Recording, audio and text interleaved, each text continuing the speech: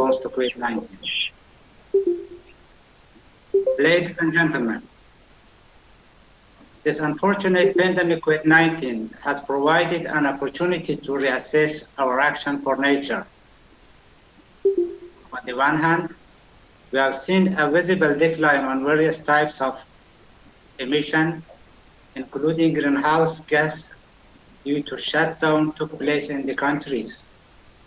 This shows that our positive behavioral change can lead to big wins for clean air and greenhouse gas emissions reduction. On the other hand, we have seen an alarming increase in plastic waste and a substantial decrease in plastic recycling. Sources of the new stream of plastic waste are related to the use of plastics for medical purposes and packaging. During such an outbreak, many types of additional medical and hazardous waste are generated, including infected masks, gloves, and other protective equipment, together with a higher volume of non-infected items of the same nature. Unsound management of this waste could cause unforeseen effects on human health and the environment. Sadly, single-use plastics can take up to 450 years or more to degrade, causing trouble for our oceans and seas. And if current trends continue, we could soon end up with more plastic than the fish in the seas.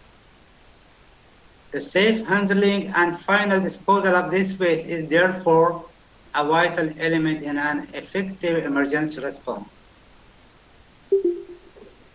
The safe management of household waste is also likely to be critical during the COVID-19 emergency. Medical waste such as contaminated masks, gloves, used or expired medicines, and other items can easily become mixed with domestic garbage, but should be treated as hazardous waste and disposed of separately. This should be separately stored from other household waste streams and collected by specialist municipality or waste management operators.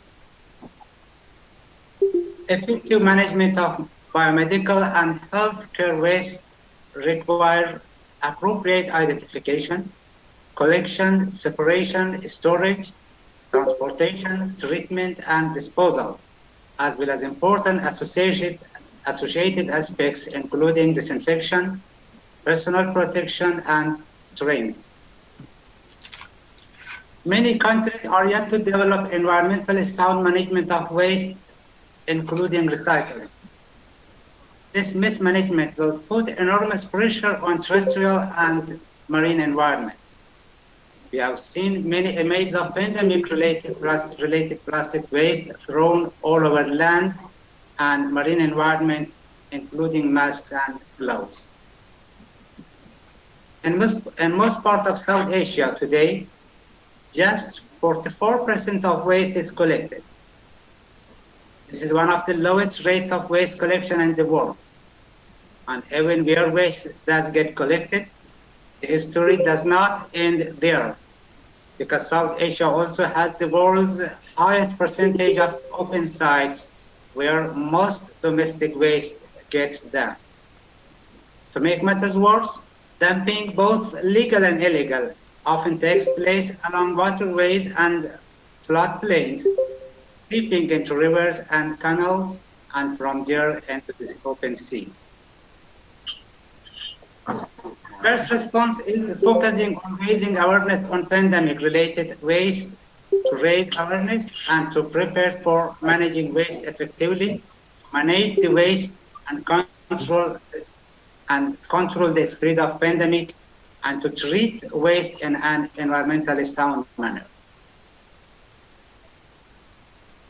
SACEP is supporting different aspects of waste management, strengthening regulatory framework, enforcement, waste management strategies, including 3Rs and AIR, based on integrated waste management mechanisms. We have adopted regional marine litter action plan and the South Asia roadmap for sustainable waste management, and resource circulation. And more recently, on World Oceans Day 2020, we also launched, in collaboration with the World Bank, a first of its kind project that seeks to combat plastic pollution in South Asia's rivers and seas. The $50 million World Bank and partly supported plastic-free rivers and seas for South Asian project is unique in breadth and scope. Awareness on pandemic-related waste to make businesses more circular and to prepare so for managing waste effectively, manage the waste flow rather than being used, control the spread of pandemic discarded, and to treat this way plastics can continue to be used in the economy without harming the natural environment. SACEP is supporting different aspects of waste management. We are collaborating with IGES to develop guidelines on COVID-19 waste management strategies, including involved in this process as a sub-regional partner. I hope this dialogue will help us to start discussions leading to creation of knowledge to support member countries in managing their waste in a sustained manner during the COVID-19 pandemic and post-COVID-19 response period. I wish you a very successful deliberations. I thank you all.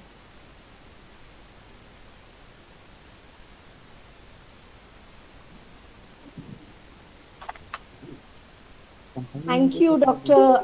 Abbas Wasil. Kindly mute. I hand over the microphone now to Ms. Priyankari Alexander, Program Moderator of Session 1.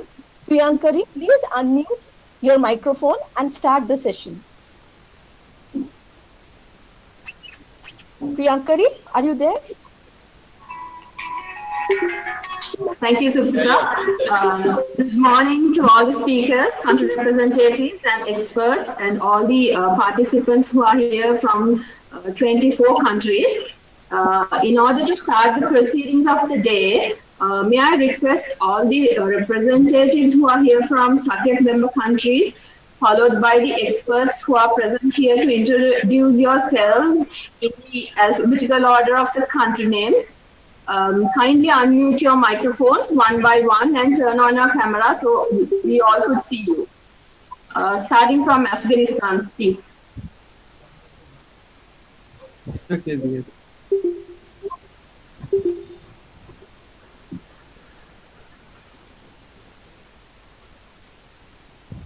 Afghanistan. Hello? Yes, we can hear you. I hope it's audible. Yes, you're audible. Okay. Sorry, I didn't hear it's audible. Yes, you're audible.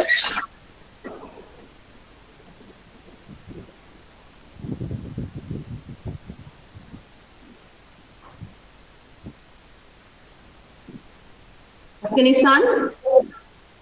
Yes, I am here. Ayaz Ahmed. Okay, we have 3 representatives here from Afghanistan. Can we hear from the others as well? Okay, if they are not here, let's hear from Bangladesh. Good morning to everyone. This is Porimol Singh from Ministry of Environment, Forest and Climate Change.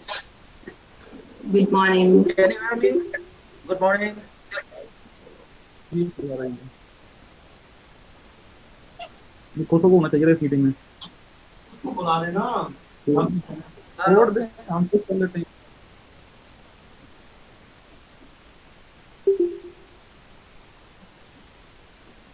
ahead. The next person. We have 2 other colleagues.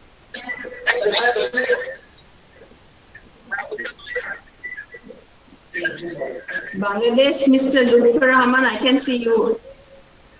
Bangladesh, Lutfur Rahman, I can see you. Okay. Bhutan, Bhutan. India, India.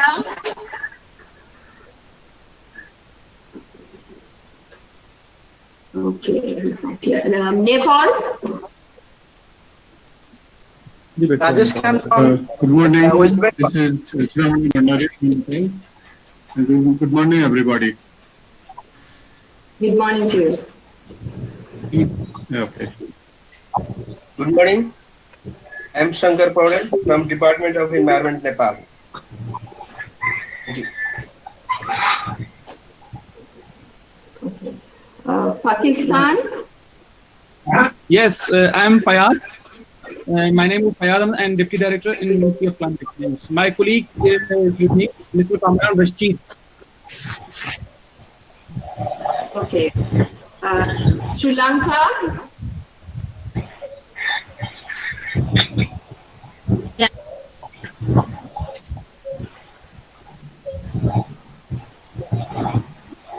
Can you hear me? Yeah, good morning to you all. I'm Sarojini from Central Environmental Authority, Director Solid Waste Management.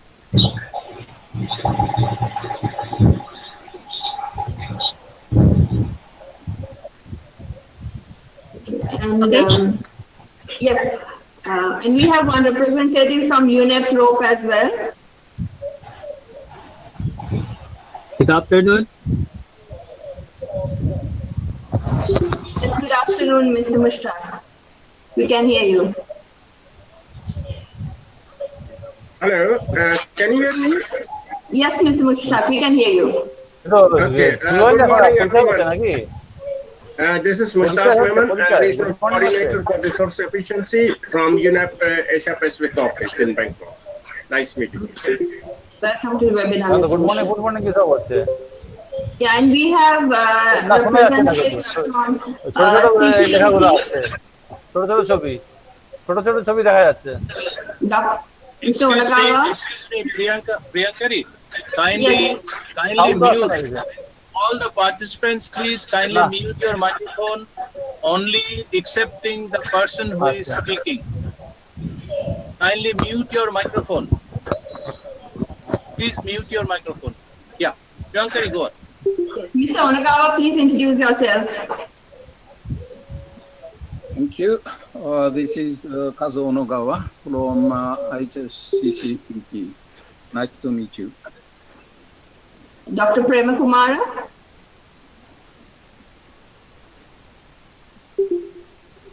Okay. Professor Ghosh, you may also introduce yourself. Very good morning and namaskar. This is Sadhan Kumar Ghosh from India.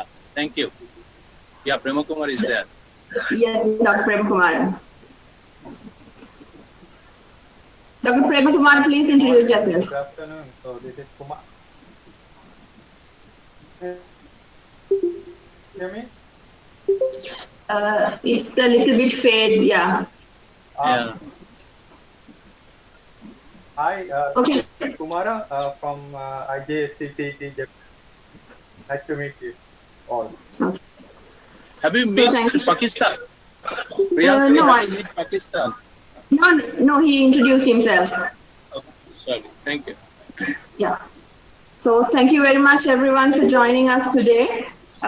Now I would like to introduce Professor Sadhan Kumar Ghosh to deliver his speech.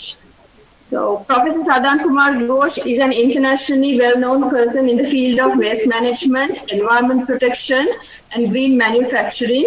He's a professor in mechanical engineering and the founding chief coordinator of the Center for Sustainable Development and Resource Efficiency Management, Jadavpur University. He served as the Dean, Faculty of Engineering and Technology, Head Mechanical Engineering, and the Director, CBWE, Ministry of Labour and Employment, Government of India, and Larsen and Turbo Limited. He is also a renowned personality in the field of circular economy, green manufacturing, supply chain management, sustainable development, plastic waste and e-waste management and recycling, ISO and TMO standards. Professor Ghosh is currently the president of International Society of Waste Management, Air and Water, and also serves as the chairperson of Consortium of Researchers in International Collaboration, CRIC. He received several awards in India and abroad and owns patents. He has written more than 200 national and international publications and book chapters. He has been instrumental to the ICON's SWM movement worldwide and has been involved in collaborative research activities with researchers from more than 400 countries for last 2 decades. Professor Ghosh, kindly unmute your mic and share the PowerPoint presentation so that we all can proceed with the technical session.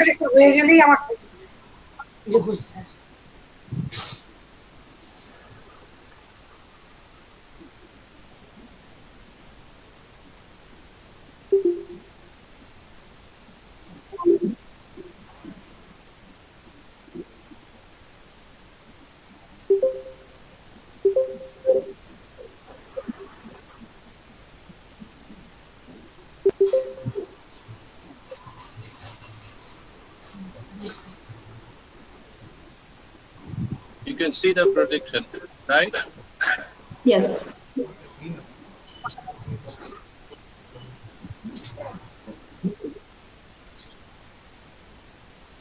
Very good morning, afternoon, and evening. The August gathering, my friends and partners from different countries and representatives, participants. It's my pleasure that nearly 430 participants from 24 countries are witnessing the webinar.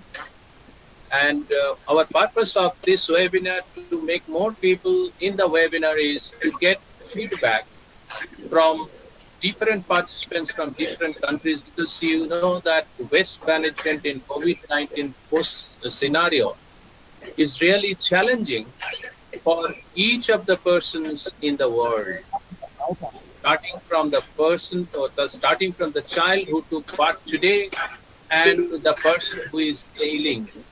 So in that way, this is very important issue which needs to be addressed for each and every person in the globe. So that's why we made this webinar so that more people can take part in this. I must congratulate and thank my partners, the SACEP and IGES CCET for their support in making this program happen.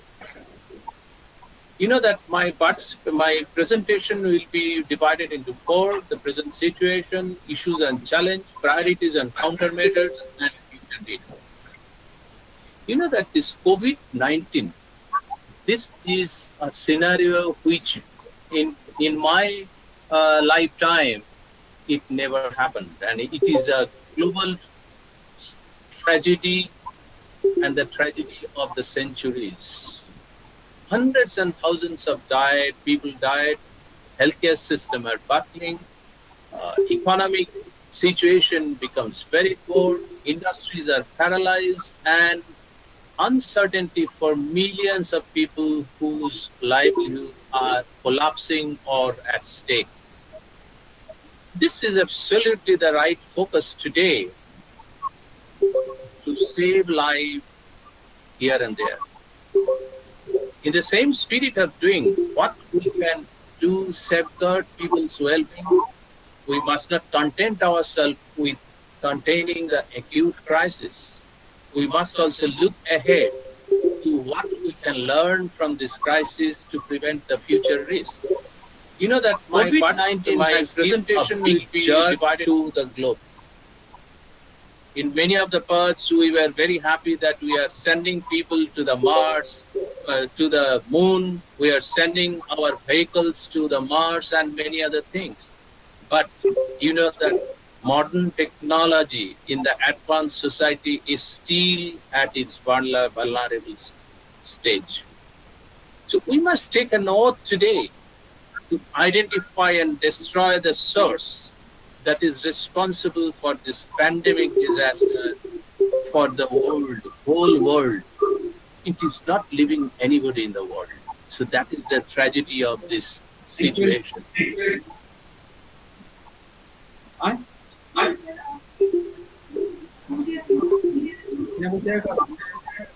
You know that if we look into what is happening in the South Asian countries, we have 8 countries in South Asia group. That belongs 1/4, 25% of the world's population is here, nearly 1.94 billion. And with respect to the financial condition, this is a region of poor. Extremely poor people and densely populated people are staying here. And the more important thing which needs South Asian countries to take action immediately and very vulnerable is that the geographical location of this region is very close to China, the originator of this COVID-19 virus. So there are the total confirmed case throughout the world now crossed 10 million, which is really a matter of very regret. And here there are number of dates. I mean, I have put the date number a few days back, but now it crossed to 20,000. 8.5% of the global infections are here in South Asian countries, and the 4.1% of the world fatality. The main concern of this virus is transmission. So we must be very careful about how the transmission takes place. And as a matter of fact, if we have loosened in any of the transmission possibility, then ultimately the virus is transferred. Either these are some of the photographs I have just shown you. That sneezing, then infected droplets on your hand, and then mind is another issue. Like you cannot, whenever you are making office or the building, you cannot even, you are not there to touch even your toe, not even touching the lift, or many other things. So you are not in a position to shake your hands, and that's why Indian Namaskar is now very much popular throughout the world. Take your hands together, and with a distance, you just say Namaskar. But these are the ways the virus is being transferred to the people. And similar way, if the virus is transferred today, of course, it is good that the recovery rate is becoming higher, but still you are always at risk if the virus is transferred. Then what are the safe practices? There are a number of safe practices, but most importantly, you have to keep clean your hands and protect your respiratory system. Like we have number of systems for hand hygiene. You wash your hands. There.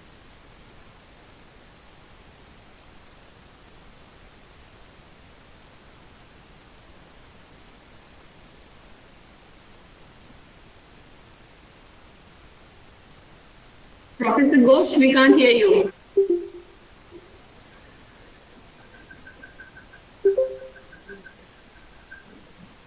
Now it's okay? It's fine now. Okay. So in that way, so you did not hear me from the very beginning?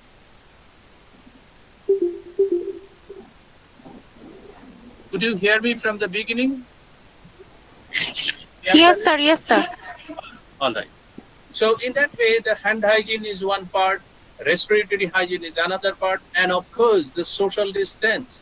You cannot meet your parents, you cannot meet your friends without having a distance of 1 meter or more. This is really very much painful to each of the person. And the other part is the high-risk group. I mean, the people beyond 65 years of age, they are full contained at house for last couple of 5 months. It is impossible for a person.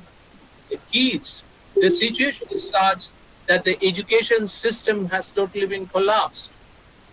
The industry, the financial system has totally been collapsed. So this is really a unique system which evolved from this COVID-19. So in that way, we will concentrate now on the generation of waste.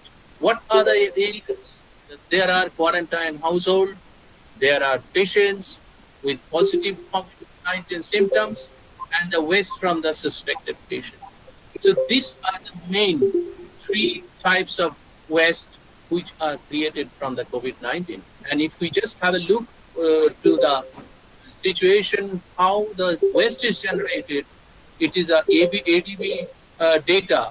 You know that some of the countries in Asia Pacific, Hello. so it is, Hello. it is said that, who is there? I can't hear you. Fayaz from Pakistan, I can't hear you. You have a problem in your microphone. You just take care of that. So the total possible production over 60 days are this. So as a matter of fact, only these 5 countries, they have a total generation of 60,960 tons over the last 60 days. So you just think of the situation, how much is the waste generated. On the other hand, you know, zoonotic aspect is one of the very important things with respect to the evolving coronavirus. So nearly 70% of all the emerging infectious disease cause are zoonotic, and the transmission between the animal and people. So in that way, we have to be very much careful about the prevention of future outbreak, and we must address the threats to ecosystem, wildlife, including habitat loss, illegal trade, pollution, and climate change. If we look into the human life, the pandemic will affect the families, friends, and people around the world. How it can impact, how it is impacting the world's biodiversity and our ability to protect it. The rapid spread of novel coronavirus across the world has led to a steep drop in economic activity, and millions of people are without their daily income, daily wages, and it is really a unique situation worldwide. And it's not only in one country, in the developed country, in developing country, in underdeveloped country, everywhere. And of course, the public health and safety is at stake, and the global efforts to contain the virus through a succession of lockdown across the countries. If you consider India, in India, we have been under the lockdown period in different stages for the last 3 months. We started from 25th of March. It is a disaster for the economic condition. It is disaster for each of the person in the country. And I'm quite sure that in most of the countries, this is happening. What are the pandemics and the waste generated? Huge, a significant increase in waste generation. It has been observed that 30 to 60% more biomedical waste in major cities where the pandemic outbreak is more. Plastic waste has enormously increased due to maximum of plastic in medical, packaging, light equipment, and all these things. What are the specific waste? It has a very specific waste, like the gown made of LDPE, low density polyethylene, mask plastics or non-woven fabric, and face shield of polypropylene, disposable bags made of LDPE and HDPE, high density and low density polyethylene, saline and bottles and blood containers, which are of PP, special shoes of the workmen involved in COVID-19 treatment and other activities, and the vinyl gloves made of PVC, tubes, all these things are there. So these evolve a big amount of plastic waste in the society. Apart from that, the food delivery packaging material and huge other material used by the COVID facilities, garments, bed, etc. And of course, the wet waste. The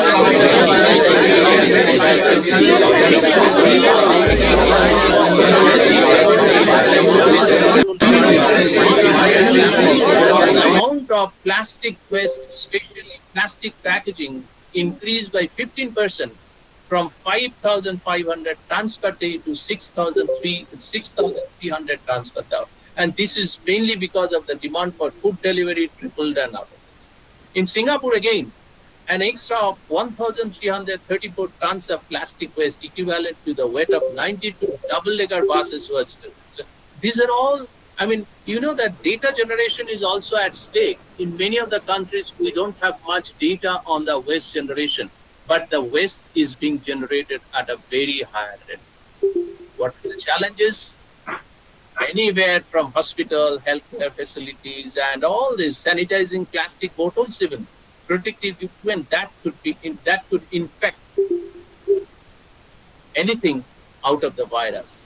Large increase in amount of single-use plastics. You know that in India, hospital, healthcare facilities, and all that, and by all this sanitizing plastic bottles, even make protective zero of single-use plastic production and use. But we are now at a dilemma that whether it is possible or not, because the amount of single-use plastic is becoming higher and higher.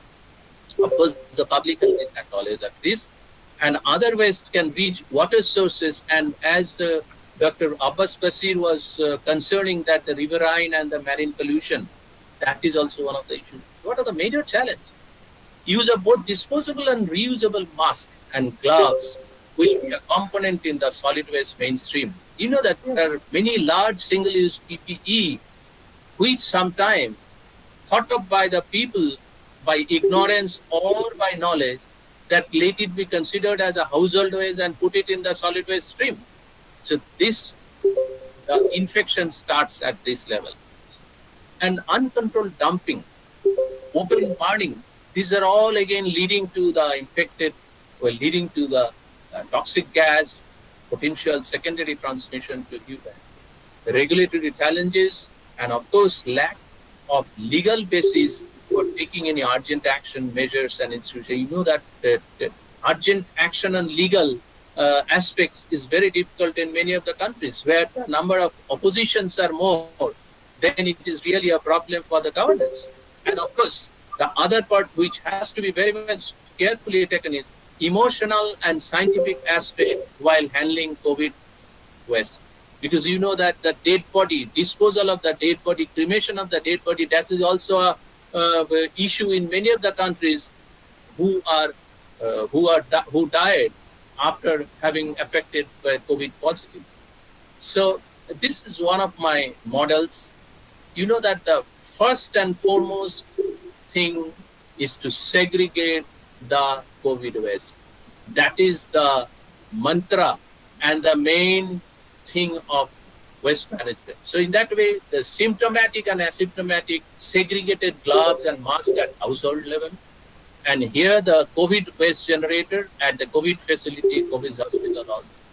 Segregation and store, that is the maximum and the best part of it. If this is done well, then the problem is less. Then the infectious portion, non-infectious portion. If the infectious portion is segregated, go to the biomedical waste facility and incinerate them in controlled environment. And the household municipal waste stream, there should be a special municipal waste stream for the segregated gloves and masks. In my opinion, this one. And even if it is a non-infectious, that should go to co-processing in the cement plant or WPE plant. So there should not be any recycling of the COVID waste, which is advisable. And main concern is again segregation. This is a usual biomedical waste management, and where we get the incineration product is around 30%, and rest of the part is the 70% for recyclables. And you know that this is also, we have to prioritize that how the circulation of the waste can be made possible, like whether it's taking the private sector, public sector, and communities together to make a circular economy aspects look into. I'm not going to the detail, I have already told. And you know that COVID-19 affects all the 17 SDGs. Now, what are the countermeasures? Legislative guidelines to handle COVID-19 waste have been developed and implemented by only a few countries, but yet to be developed in many other countries. Of course, India has some legislative notification and others. My friend who will inform us in the session. Government support and monitoring. Government must have a control and monitoring mechanism to contain the citizens and protect them. Government has a big role in the containment, during the COVID-19 era. Facility enhancement, enhance the facility of treating COVID-19. We have seen in many countries, even the developed countries, the COVID-affected people are not being treated properly because of the facility not there. So, you know that I like to inform that India has installed a facility very recently in last month, June 2020, which is having 10,000 beds under one roof, containing a land size equivalent to 29 football ground at Delhi. So, but more number of facilities have been also installed in many other places, and not only in India, there are several countries who are making it. Capability must be enhanced for the manufacturing masks, gloves, gowns, and ventilators. Ventilator is such a thing, we don't manufacture to a greater number. So in that way, this is also one of the issues. Healthcare staff should be strengthened. We have observed that many of the healthcare staff, they have become COVID positive while they are treating others. So in that way, that is also one of the issues government should take care. Financial support, huge financial support to the poor and the industries, protect health and environment, and emotional and scientific aspect has to be also addressed. And you know that SDG and pandemic has a very direct relationship. There must be some countermeasure, but main goals are goal 13, goal 15, goal 14, and goal 12. And of course, India government has made countermeasure points. I'm not going into the detail of this. So these are really a very important issue for general awareness and also implementation. And what are the actions needed? Awareness, commitment, and containment. Legislative framework, mainly the biomedical waste management and solid waste management. It is not only to be treated only for the biomedical waste management. There are huge amounts which are coming in the solid waste management stream, municipal waste management stream. So that should be taken care of very carefully with the policy. Segregation, storing, and disposal strategies. Government support and effective monitoring mechanism and restructuring wherever possible. Safe and sustainable development. Effective guideline for preventing potential damage and its implementation. There are a number of guidelines in many countries. We will also present one guideline which is prepared by IGES CCET today. Ensure no recycling. This is my opinion. Ensure no recycling of COVID waste to avoid any type of transmission and infection. That is very important issue. I mean, we should not be go for business only for recycling. And of course, policy for economic activities to continue and grow. These are some of the actions forward, which in my opinion are very much relevant to all countries, including the South Asian countries, because South Asian countries, the economic condition and other conditions, infrastructure condition is not very good. So in that way, we must take action immediately. We should prevent the affected COVID-19 positive cases soon. So with this, I must thank once again to all the participants for their patient hearing and participation in this webinar. Thank you very much. Thank you, Professor Ghosh, for your very informative speech. Kindly mute your mic and unshare now. Yes, thank you. Now I invite Mr. Kazunobu Onagawa to deliver his speech. Before that, let me introduce Mr. Onagawa to you. Mr. Kazunobu Onagawa is a senior fellow of Institute for Global Environmental Strategies, which is known as IGES. He is currently serving as the director to IGES Center, collaborating with UNEP on Environmental Technologies,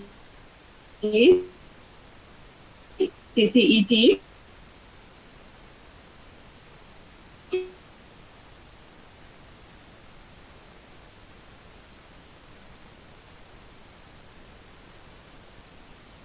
Since 2015.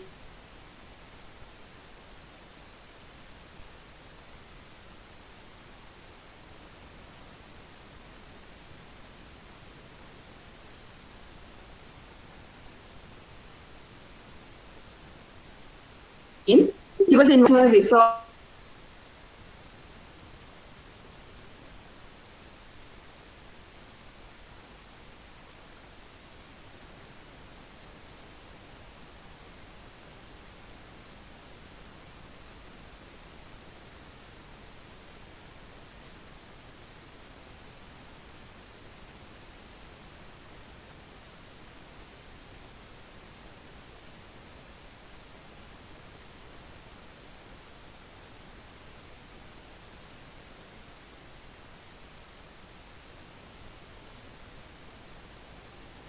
in program International Institute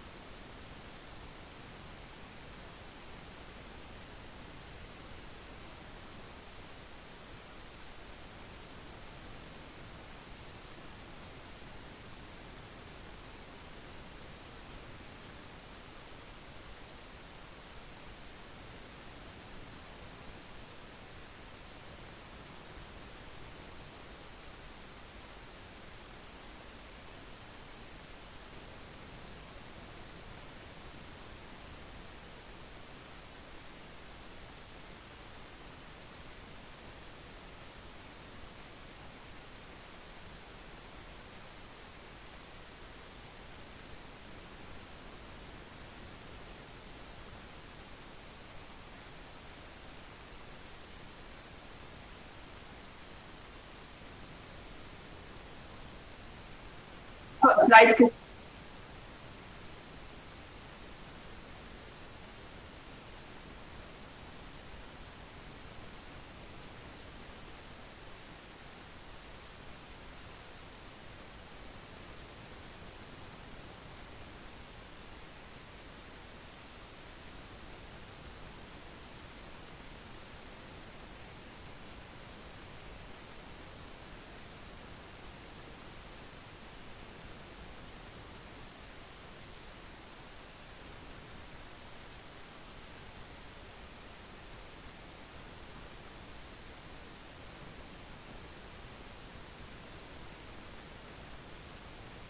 Center for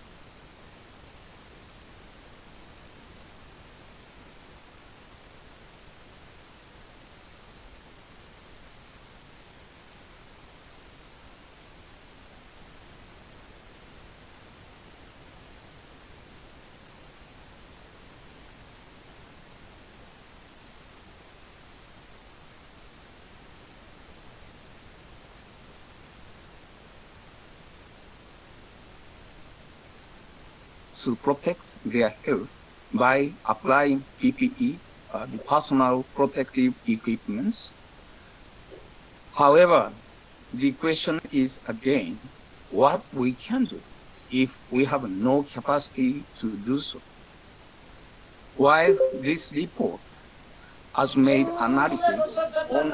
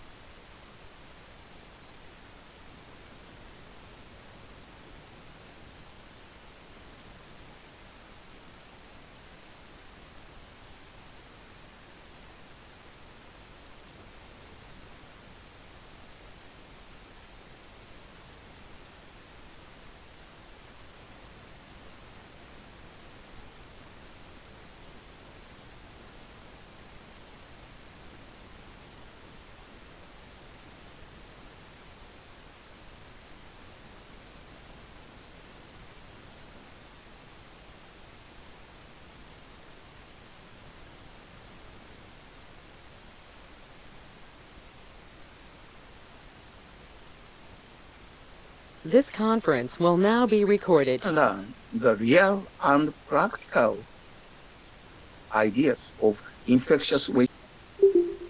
We are planning to publish this report within this month. Hello. Yeah. We are planning to publish this report within this month. No, not yet. Thank you. Important point is we need to be prepared for the next wave of COVID-19 or any other similar infectious diseases. We have already experienced Spanish flu in 1918 to 1920, SARS-CoV 2002, and MERS in 2012. Under the current globalization, the impact is much larger and international than the time of Spanish flu, which occurred in the beginning of 20th century.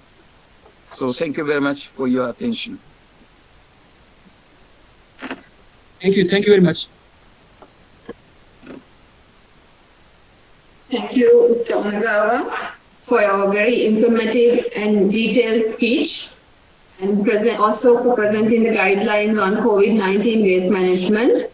May I kindly request you to mute your mic and unshare the screen? Okay, thank you very much. Now, may I invite Dr. Abbas Bazir, Director General, South Asia Co-operative Environment Program, to moderate the next session. Dr. Bazir, kindly unmute yourself and take forward the proceedings. Thank you very much. Thank you, Professor Bush and Mr. Onagawa, for your informative presentations. Now, all of participants are welcome to the next session. The session will present and discuss the statements by representatives of some member countries on country situations and actions on waste management and post-COVID-19 era and comments on the guidelines and a presentation on waste management goals for South Asian countries and its progress and implementation. All participants may know that SACEP is an intergovernmental organization established in 1982 by the government of South Asian countries, namely Afghanistan, Bangladesh, Bhutan, India, Maldives, Nepal, Pakistan, and Sri Lanka. All of these countries are active members of SACEP. And today, this is an opportunity to hear from member countries about the status of COVID-19 waste-related issues in these countries. So I would like to request all the speakers, one after another, to unmute, share the screen, and after presentation, unmute and unshare.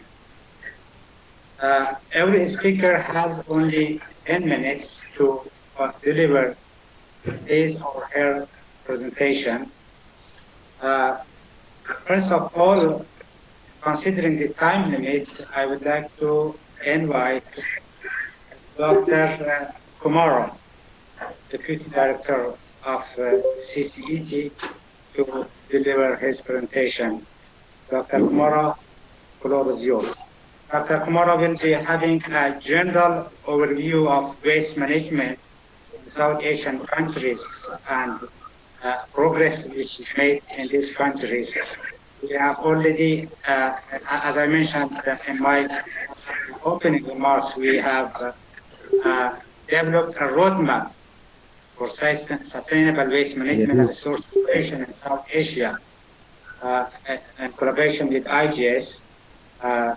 Dr. Kumara will have an introduction to that roadmap. Dr. Kumara, the floor is yours. Thank you, Dr. Kasi. So good morning and good afternoon for everyone. I hope everybody can hear me. Full screen, please, full screen. Full screen, please. Kumara. How about now? It is not full screen? No.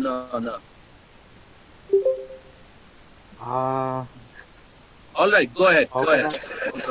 No problem. Go ahead. Okay. Yeah, now it's full screen. It's okay. It's okay. Yeah, it's okay. Okay. Yeah. Okay. Go on. So thank you very much. So let me ask Dr. Basit, thank you for kind introduction. So I'm Kumara, Senior Researcher, Deputy Director with IGES CCET in Japan. So actually, I was supposed to make a brief presentation about the roadmap for sustainable waste management and resource circulation in South Asia. Actually, this is a joint work that SACEP, IGES CCET, and UNEP IT together, all the governments in South Asia to together develop this roadmap. So it was actually has two main targets. One is roadmap itself, and another one is a study of existing waste management in the region. So as I mentioned, so we got the continuous support and participation of the all 8 governments in South Asia through SACEP, and also the expert and international community also for this exercise. So last 2 years, starting from 2018, so we had developed these 2 outputs, 2 products in this exercise.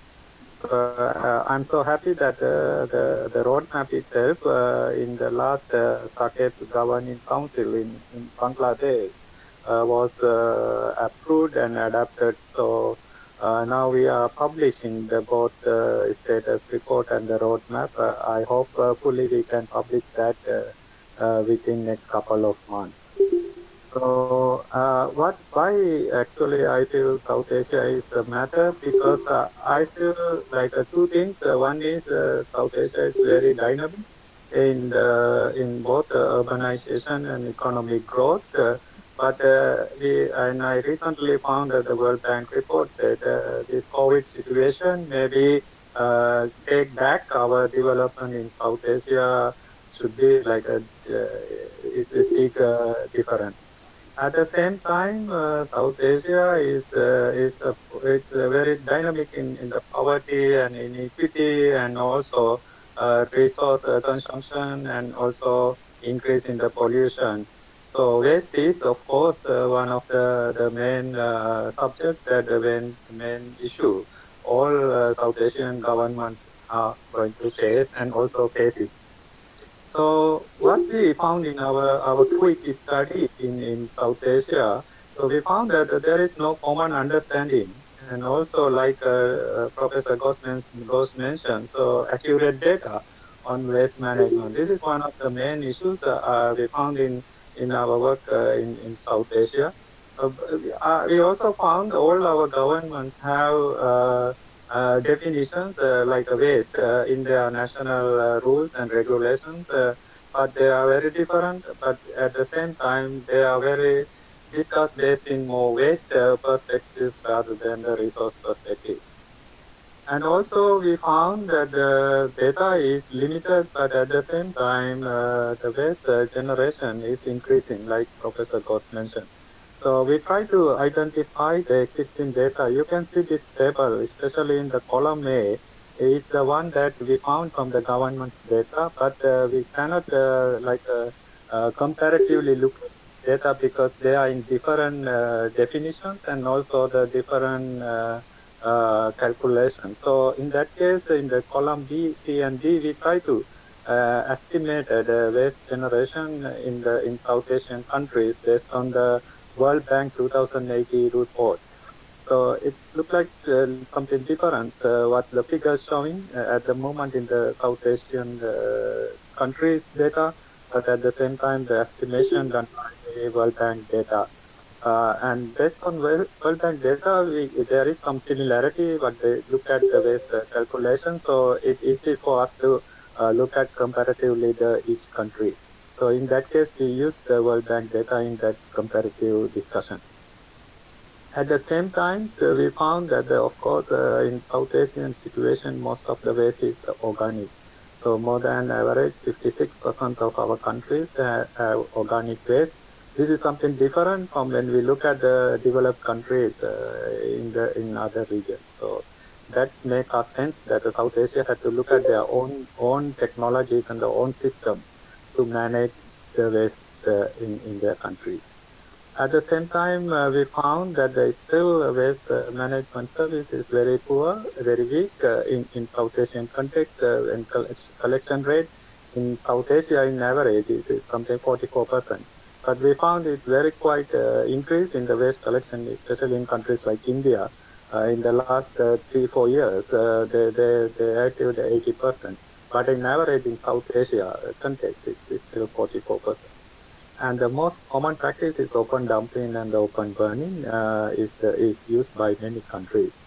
But at the same time, we found very good cases that the composting and biogas practice at the both decentralized, centralized level in all countries, but they are very limited scale, but have high potential to scale up and national-wide program now taking like India and Sri Lanka and Bangladesh. And also when it comes to biogas, we saw very good programs going on Nepal and Bhutan also in that context. And in the new technology like waste to energy, both incinerator and RTF are experimenting in India and also some other countries like Pakistan and also Maldives is also getting interest in introducing waste to energy in their context. But still these are in the experimental stage. So need to learn more on this success in these technologies in their own situations to the other city. And I also added this is most difficult part because we found that today discussion mostly on COVID-19 and the medical waste, but we found that it's very rare in this kind of a waste because most countries have somehow municipal waste information, but when it's come to the emergency waste like medical waste, electronic waste, construction, development, demolition waste, this kind of waste is very limited information available in the countries. But we found our review in many literature with the expert and some data were there. And also in the medical waste, we found very interesting in South Asia. Most of the countries have a very good regulations and the policies how to manage medical waste, except we couldn't find Pakistan. But many other countries, they have a very good regulations. But the issue is implementation. So when it's come to the implementation, every countries have issues in handling the medical waste. That's what I think the Mr. Onagawa's presentation mentioned, that the technology issues and capacities of the medical waste. And also electronic waste we found is increasing very fastly in this in South Asia in the last like 2014, 2016.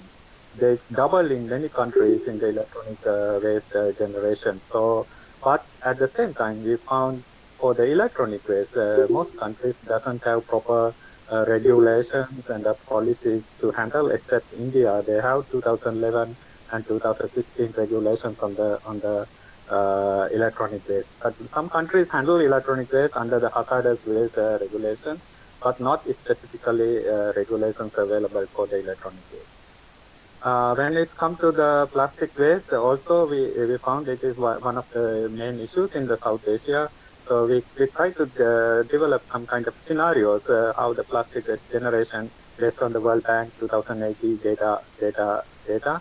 And it's looked like all the countries are increasing fastly of the plastic waste from 2016 to 2015 if we not take any attention to handle these issues. So in based on this information, what we learn in the discussion with the countries in this developing this action plan, so it immediately needs some kind of changes in way that waste management was handling to how to move it to the more resource conservation perspectives. So that is one thing that the whole roadmap was came to see, and roadmap try to develop the scenario how South Asia can be moved forward in this direction. So for that, at the same time, when the discussion with the governments and the SACEP, and it's looked like there were a lot of global and also regional commitments to improve the waste management in South Asia.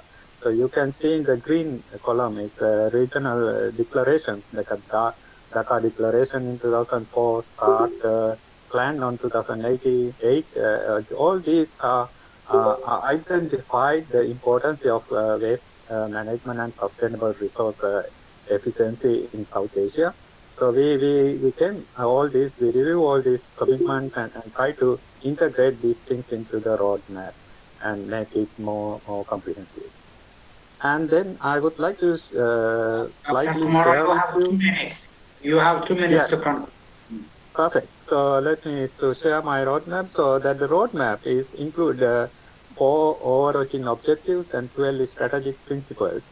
So actually, it's include 15 strategic targets in the country. I want to show this slide because some of targets are very directly related with today's discussions, especially target 11 and the 14. Both are addressing medical waste management at both medical facilities. At the same time, medical waste coming from the domestic waste. These two should be addressed.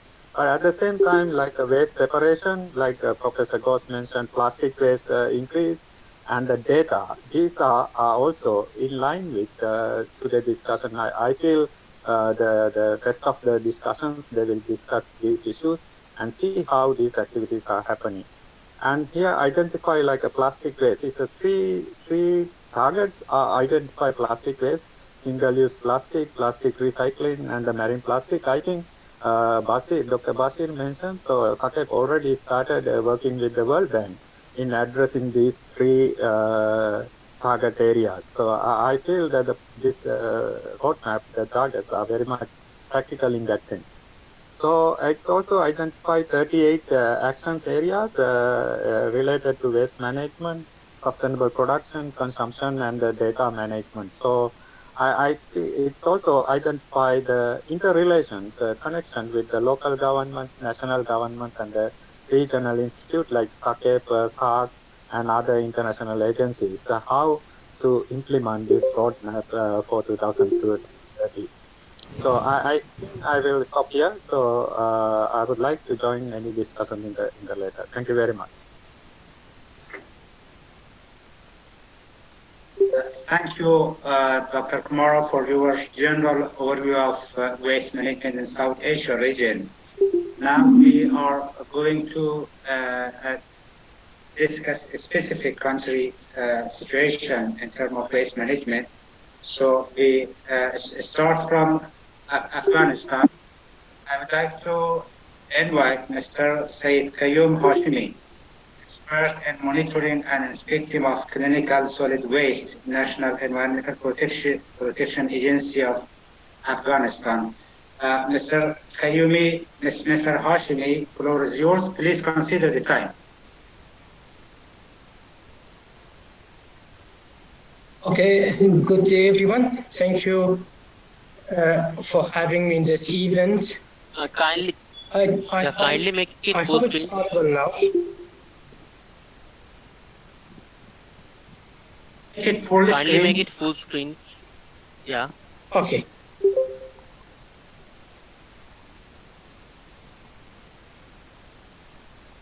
Is it okay now? I think it's okay. Yeah, it's okay. It's absolutely fine. Yeah. Please go ahead. Okay, thank you so much.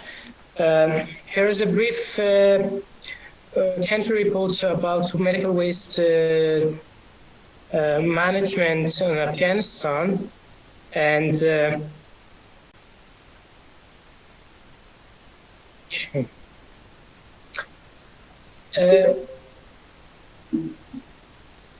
okay.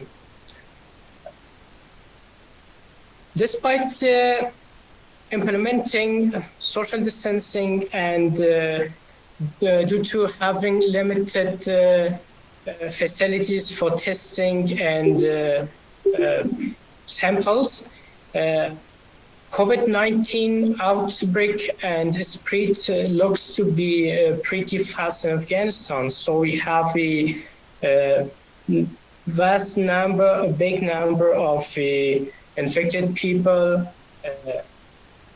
with COVID-19 in Afghanistan. As of today, the numbers that you can see on slide could be changed because this number is from 2 days ago. But we can say that over 30,000 people are confirmed to be affected and about 800 people dead from COVID-19 in Afghanistan. About 45 private and governmental hospitals are involved with testing, isolation, and quarantine of infected people, as well as some governmental places, hospitals, and schools are dedicated for isolating infected people in Afghanistan. The framework that explains the medical waste management in Afghanistan includes some legislative documents as well as a committee, a medical waste management committee that have a frequent meeting and monitors the procedure for medical waste management in Afghanistan. As you can see on the slide, the two images of this committee shows meetings and site visiting of this group that monitors the medical waste management system.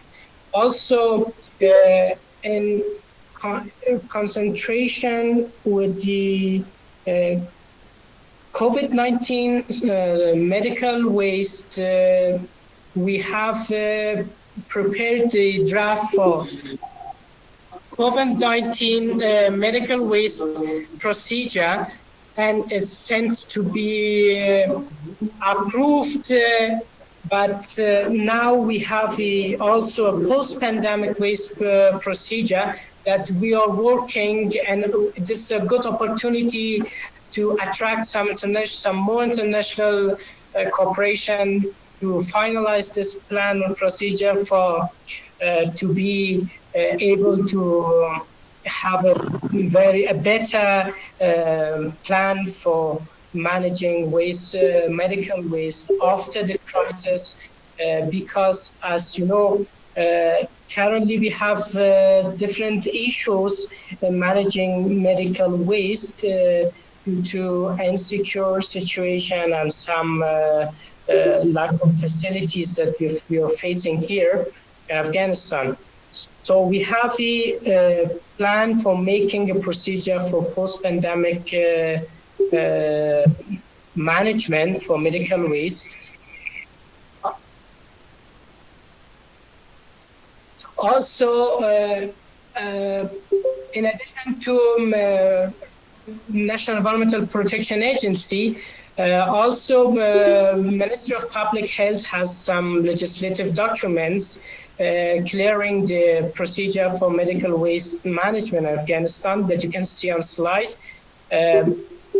That these legislative documents are prepared previously or currently they are working on these legislative documents in cooperation with NEPA and also municipalities. We are working to finalize these documents and make a vast and inclusive framework for managing the solid medical waste overall the country.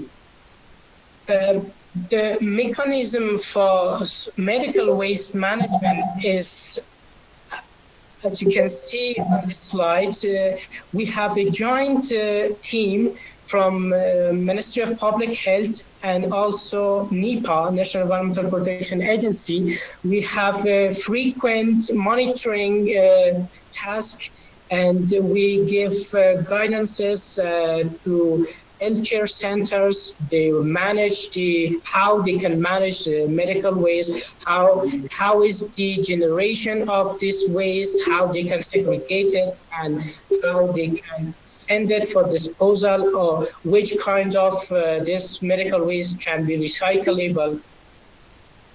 And also how they can collect it. And we are enforcing them to have an IP program, infection prevention program, each healthcare center, and the method and procedure of collecting and transporting of this medical waste for disposing. The responsible organization for disposing medical waste currently are some governmental hospitals, including some private sectors, which they have incinerators. Then infected medical waste are being incinerated, and some uninfected medical waste, as you saw previously in this slide, like some plastic and glasses, they can be disinfected and sent for recycling. But as Professor Ghosh mentioned in his presentation, we should ensure that infected medical waste with coronavirus shouldn't be recycled. This is our consider, and we are trying to find the exact number of this medical waste that it can be recycled, but we should prevent due to the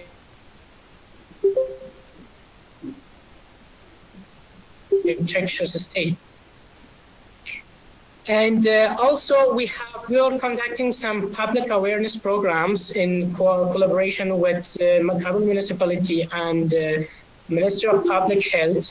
We're conducting awareness program on market and on the street, also from different medias. And as you can see on this screen, we by pasting some informative pages on the streets We are informing people from the dangers of this infected waste and giving them some information how they can handle this waste if they have some patients or some infected family members, and if they are working in markets and they are if they are involved with this situation, how they can handle this infected waste. We are giving awareness for the market, like bakeries, shopkeepers, or ordinary people on the street.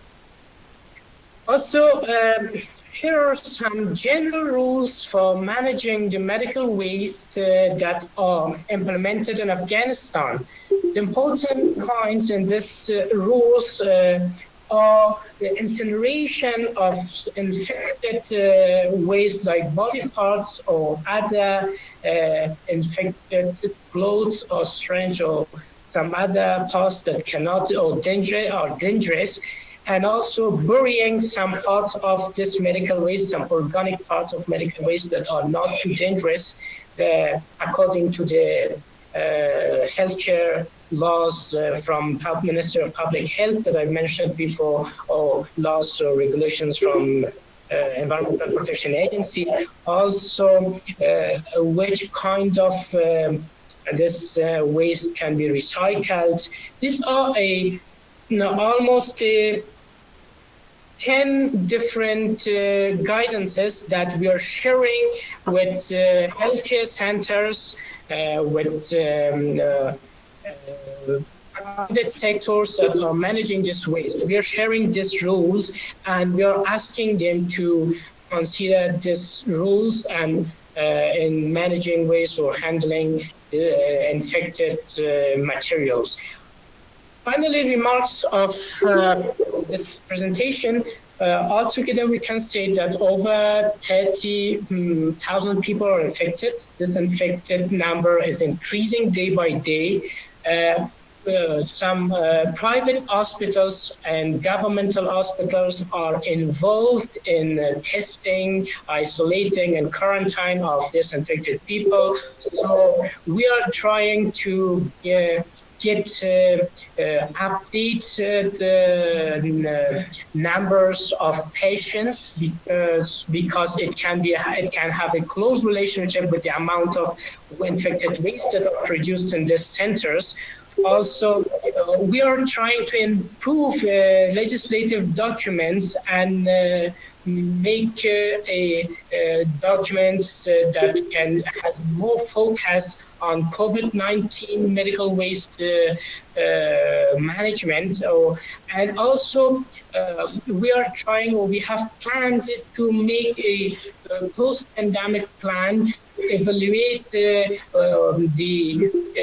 situation that we are faced and we have been faced previously, or for any future cases if the bad scenario of COVID-19 that is probable shows. So we are trying to be able to manage the situation if it will happen in the future. Thank you so much. That was a very brief report from Afghanistan. Hope it was clear and I could manage it within the time that I was given. Thank you so much. Thank you, Mr. Hashmi, for your informative presentation. I'm very happy to hear that already a specific mechanism for medical waste management is established in Afghanistan, and awareness program is also running. A guideline also is already available in this country for medical waste management, but of course still medical waste collection from inside hospitals or outside hospitals, particularly outside the hospitals, would be a challenge for Afghanistan.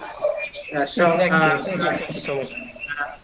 Now we will be moving to Bangladesh. I would like to invite Mr. Parimal Singh, Joint Secretary, Minister of Environment, Forest and Climate Change of Bangladesh, to deliver his presentations.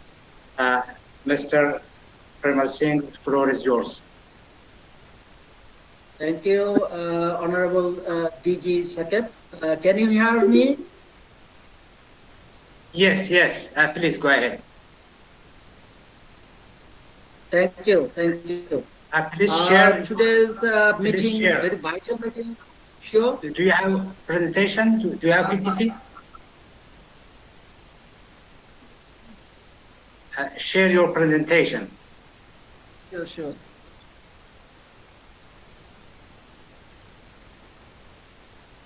Just a minute.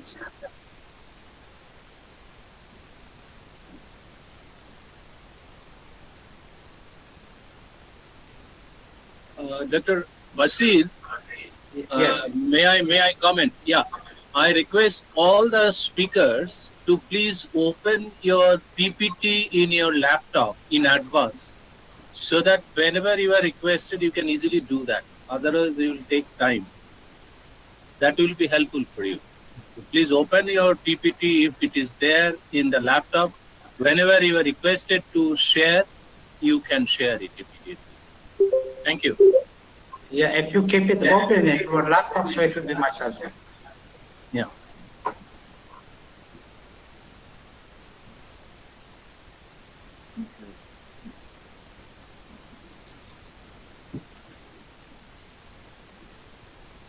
Actually, the PowerPoint presentation is not opening.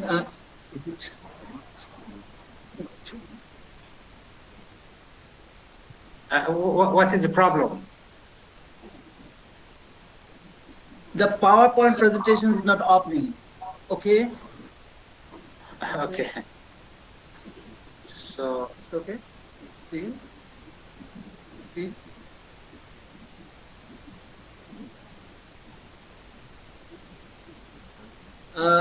Can you see the PowerPoint presentation?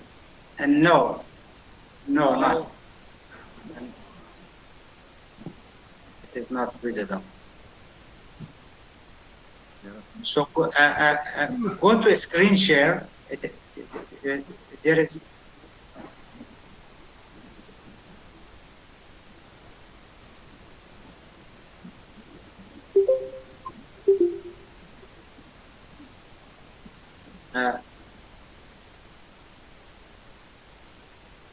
Can anyone guide Professor Bush? Can you please guide? Mr. I can see. Yeah. I can see Mr. Hakim, who is trying, who was in the trial run yesterday night. But what Dr. Basir, I suggest. Mr. Hakim is with me. He's trying. Okay.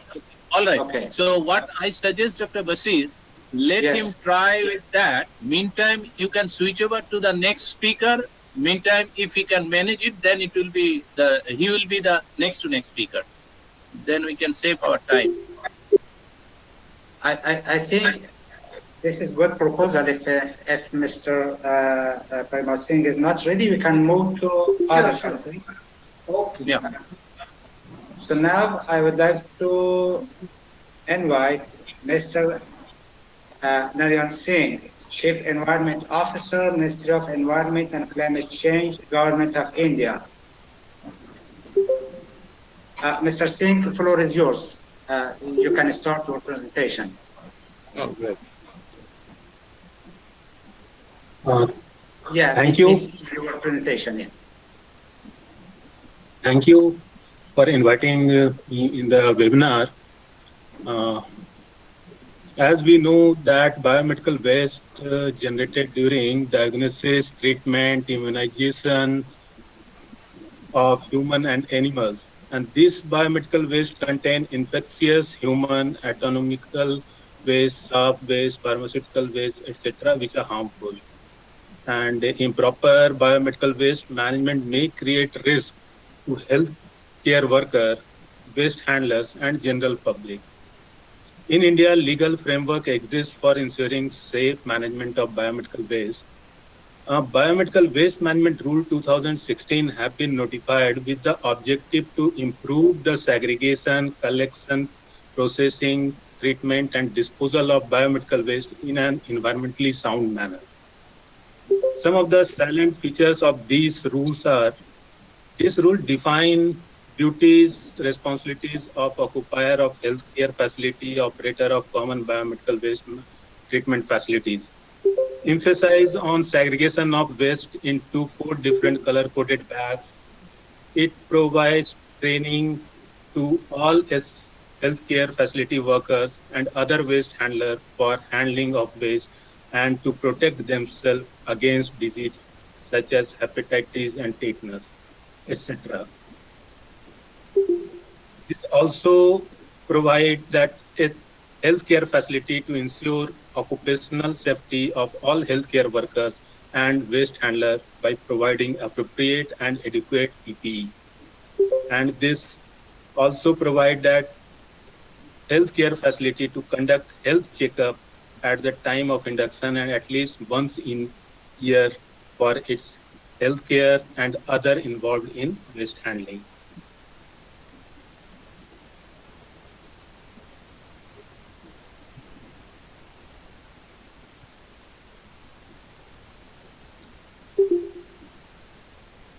Quantity of waste to be reduced at source by segregation rather than end of pipe approach, because as we know that SCF generates general waste around 80% and biomedical waste around 20%. If it not segregated, then infectious waste quantity will increase significantly, and which would increase the cost of treatment. To avoid this, to make the treatment efficient, the waste is segregated into 4 color-coded bins. In yellow bins, bag, anatomical waste, chemical waste, soil waste, chemotherapy waste, discarded linen, medicine, and laboratory others are stored, and it is directly treated in incinerator. Red bag waste, this is a recyclable waste, tubing, bottle, IV set, catheters, etc. are falls under this category, and this waste are pre-treated through autoclaving, microwaving, followed by shredding, and treated waste to be sent to registered recycler or energy recovery. White bags collect needle of syringes, blades, and are collected in the puncture-proof, tampered-proof container. And in blue bag, glassware, broken or discarded and contaminated glass, and it is disinfected and sent to the recycler. These waste are collected and transported to the common biomedical waste treatment facility where treatment takes place and disposed of in an environmentally manner. If a healthcare facility are not connected with the common biomedical waste treatment facility, then they have to treat at site.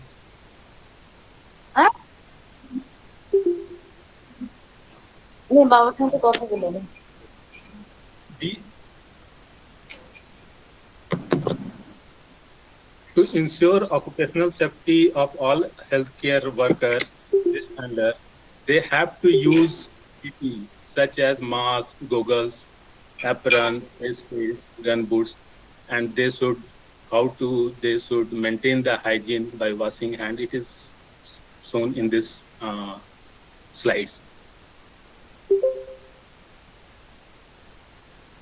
Periodic health checkup is required at the time of induction and at least once in the year for its health care and other involved in the waste handling practices. These are the data about the biomedical waste generated in India. Average infectious waste generation from hospital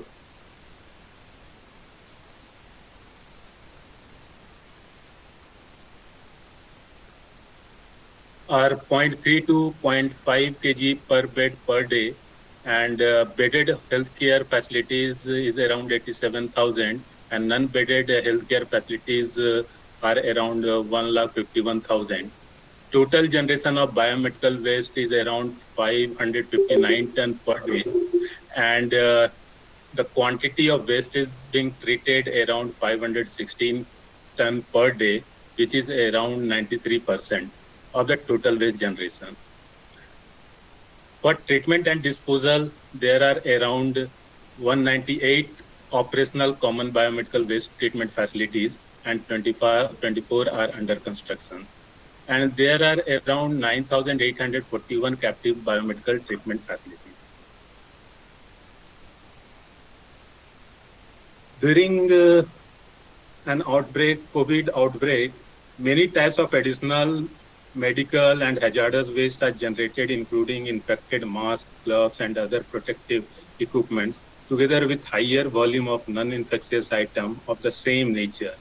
Unsound management of waste could cause unforeseen knock-on effects on human health and environment. The safe handling and final disposal of the waste is therefore a vital element in an effective emergency response. Therefore, CPCB, Central Pollution Control Board, has issued comprehensive guidelines for handling, treatment, and disposal of COVID-19 waste. These guidelines have been developed in consultation with the experts from Health Ministry, Urban Development Ministry, Environment Management, people, doctors, operator of common biomedical waste treatment facility. These guidelines are revised regularly based on the experience of the implementation. COVID pandemic has changed the source of generation of biomedical waste. It is not only specific to the healthcare facilities, but it also from the quarantine center and home quarantines are the new source of the biomedical waste generation. The guideline addressed the COVID-19 waste generated at healthcare facility, quarantine camps, quarantine homes, home care, sample collection center, laboratories. Guidelines provide the methods for collection, transportation, and disposal of such waste. Guidelines also emphasize on safety of waste handlers, sanitation worker associated with the healthcare facility, local bodies, and common biomedical waste treatment facilities.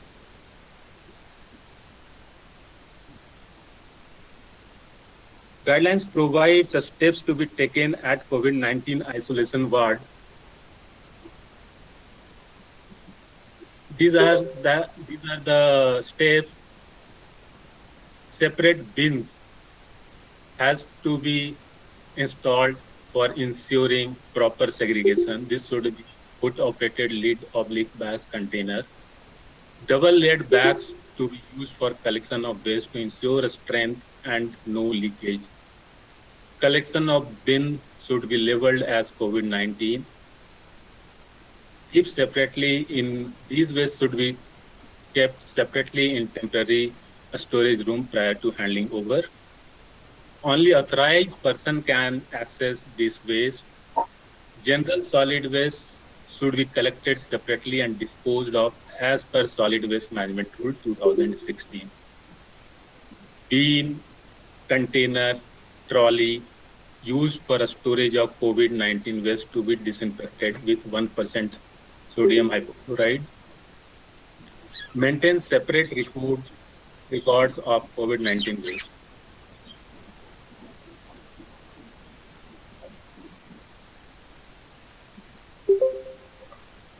Segregation of the waste is very important for the collection, transportation, and treatment. Therefore, list of items has been identified for the collection in yellow bags, red bag, and as treated as a general waste in order to make people understand about what steps to be taken for the specific waste, such as in red bags, collect used PPE such as goggles, face shield, splash-proof apron, plastic coverall, helmet suits, metal gloves. For yellow bag, head covers, cap, shoes cover, disposable linen gown, non-plastic, semi-plastic coverall, waste contaminated with the blood, body fluid of COVID-19 patients to be collected in yellow bags. Leftover foods, disposable plates, glasses, used masks, used tissues, used toiletries, etc., used by the COVID patients shall be collected in the yellow bags. And items also been identified for the general solid waste, such as wrapper of medicine, syringes, fruit pills of empty juice bottles or tetra packs, empty water bottles, discarded papers, cartoon, etc.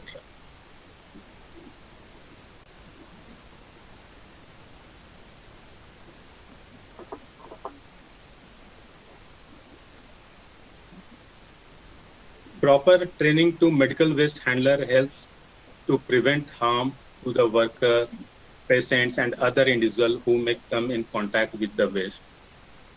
Then they should be aware about the how to maintain the hand hygiene, respiratory etiquette, social distancing, also which type of PPEs they should use, how to handle the waste, and it should be demonstrated in the local language.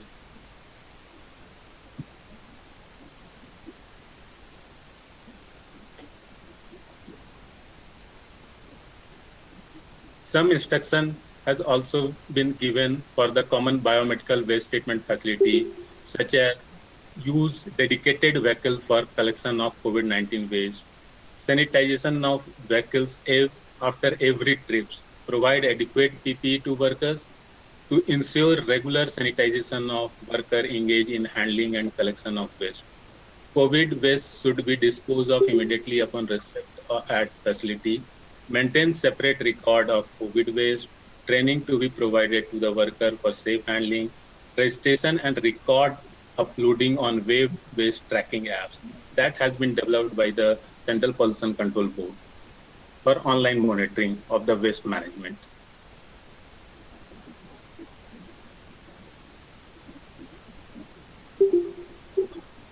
The risk of transmission of virus that causes COVID through sewage system is not very thought of. But however, following the precautionary measures have been suggested for the management of wastewater also. Agencies to ensure proper disinfection of treated wastewater. Operator of ETP, STP to follow SOP to maintain basic hygiene. And during the period of COVID-19 pandemic, utilization of treated wastewater in utilities within SCF may be avoided. For public awareness, following steps have been taken. Video on COVID-19 waste management has been developed and uploaded on the website. Pictorial guide on biomedical waste management, including COVID-19 waste, has been developed. And do's and don'ts for quarantine camps, centers, or human cares, or for urban local bodies, so that they should understand the things very easily. Poster has been developed for on-site segregation, collection of waste, handling of COVID-19 biomedical waste at temporary storage site. All these documents have been shared with the State Pollution Control Board and local urban local bodies for use. Thank you.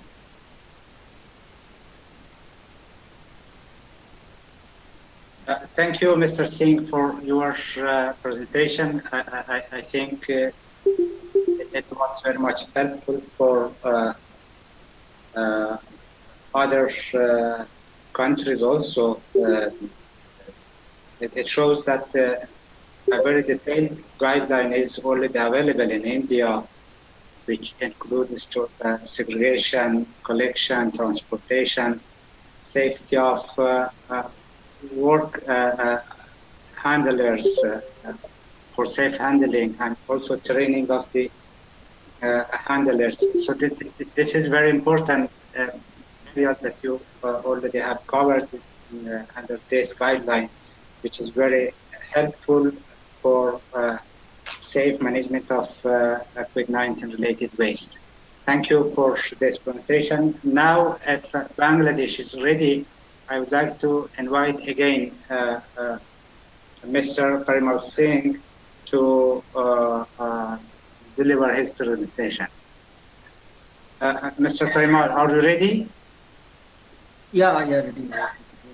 Okay. The Please sharing of this.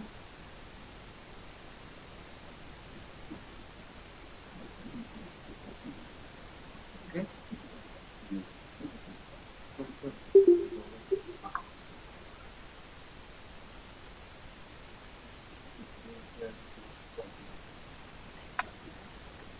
Hello. We can hear you.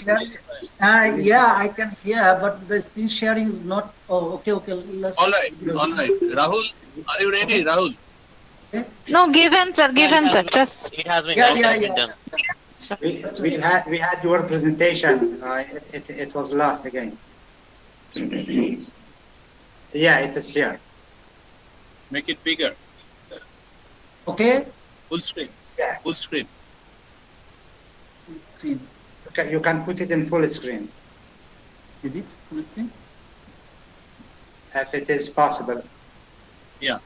I think that's okay.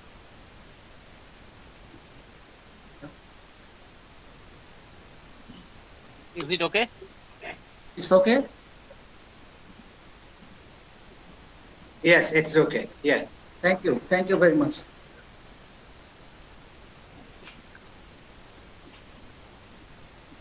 White is black. It's okay? It is black. It's black. It is again missing. I don't know what's the problem.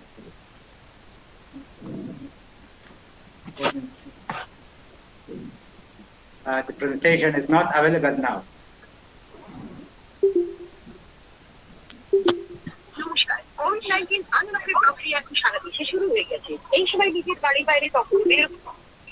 So, if there is a technique. Okay. Yeah, we have the presentation now. Yes. Yeah, it's visible. Thank you very much. Sorry for disruption. This is Porimol Singh from the Ministry of Environment, Forest and Climate Change. The pandemic is a very much frightening situation in Bangladesh. I am highly appreciate today's organizing this webinar to Mr. Honorable DG SACEP for managing and for organizing this meeting. The present presentation. Okay, this is the next slide. Just a minute. Next slide. Okay. Just a simple slide here. You can see the present status of Bangladesh before COVID situation. You can see there, but actually there is no accurate, reliable data on the amount of medical waste generated, especially in the city corporation area, especially in Dhaka. So we have some data,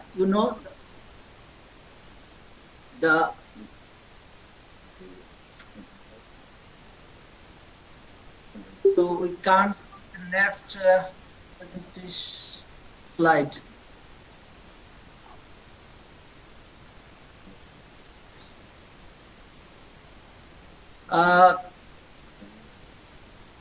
We cannot see the next slide.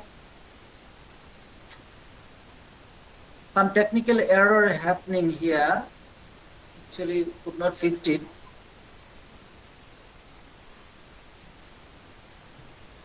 It is visible now, but you can go to the other slide.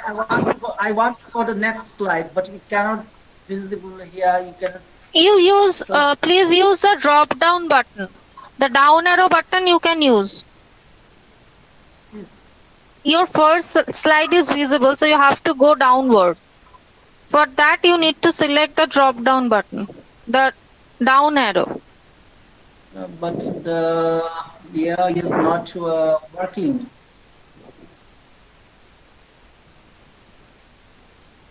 Actually, the presentation is actually I have sent you the presentation, but it cannot showing here due to technical problem. I think so you can continue. You can continue. I think. Yeah. So the COVID pandemic has already had a tremendous impacts on the west sector, especially in Dhaka metropolitan areas in Bangladesh. As you know, Bangladesh is a very densely populated country. Due to this pandemic, the amount of medical waste is dramatically increasing. And we are vulnerable for medical waste management for COVID-19 due to technical and financial constraints. Therefore, facing a big challenge to reduce the risk of the human health environment. And I do hope today's meeting will enhance cooperation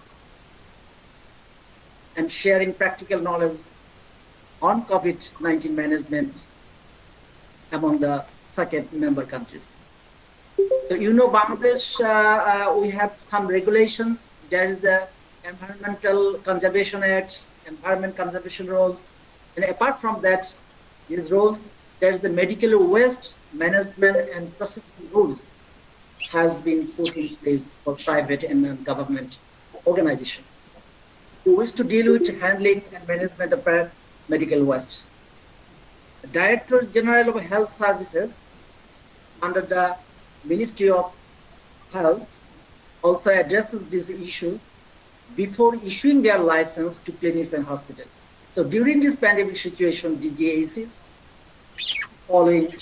follows the waste management guidelines related to COVID in hospital.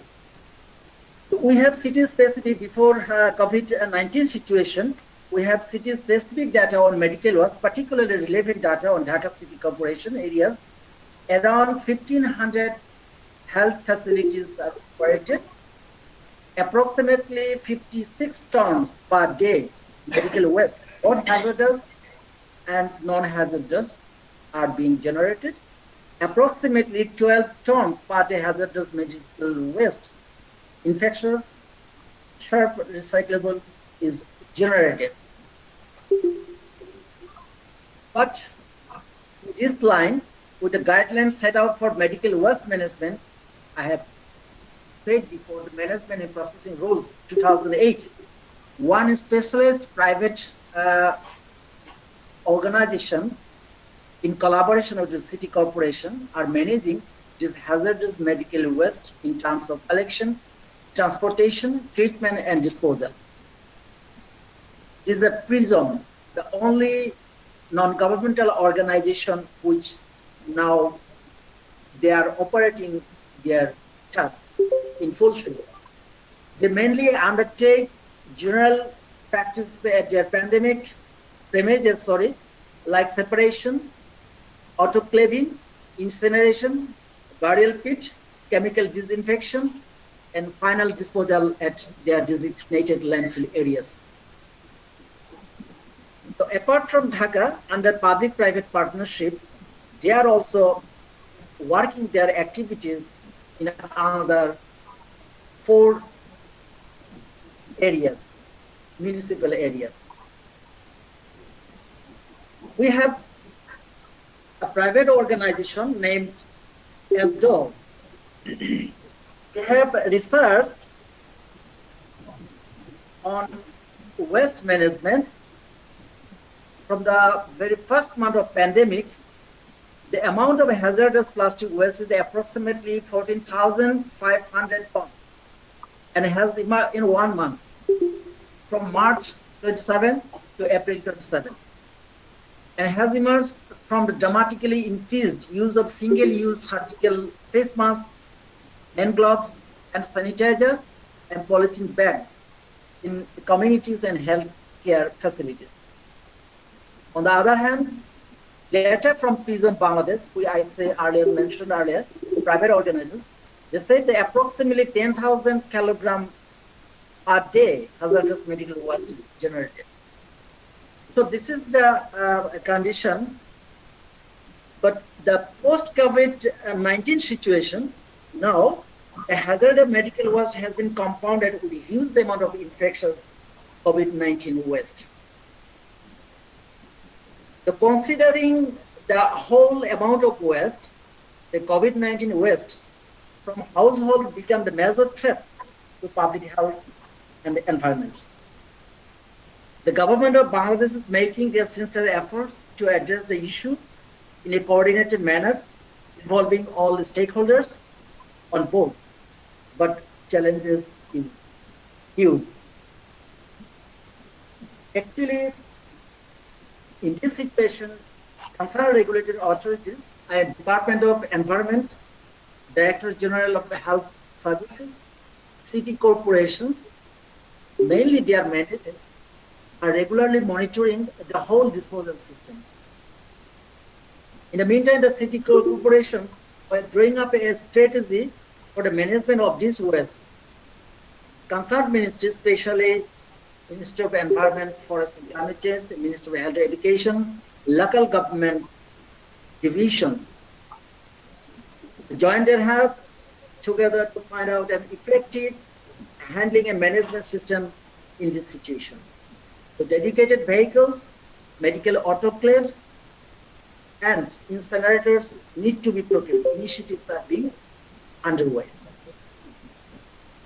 In this post-COVID situation, I have already mentioned, apart from the improved in-house management in hospitals and clinics, the government is planning to gradually provide separate plastic bags for COVID-19 waste in each and every household in cities, and the responsible community-based waste collectors at each ward will collect the waste stored in those separate and specific plastic bags. So we need a wide range of training, public awareness, which are going on. Mainly the Director General of Health Services, they are following the World Health Organization guidelines and ADB guidelines in doing their awareness among publics. So the challenge is actually a big from the perspective of Bangladesh side. We're trying, the government is trying, regular basis they are sitting and planning, and we hope it will be overcome very fast.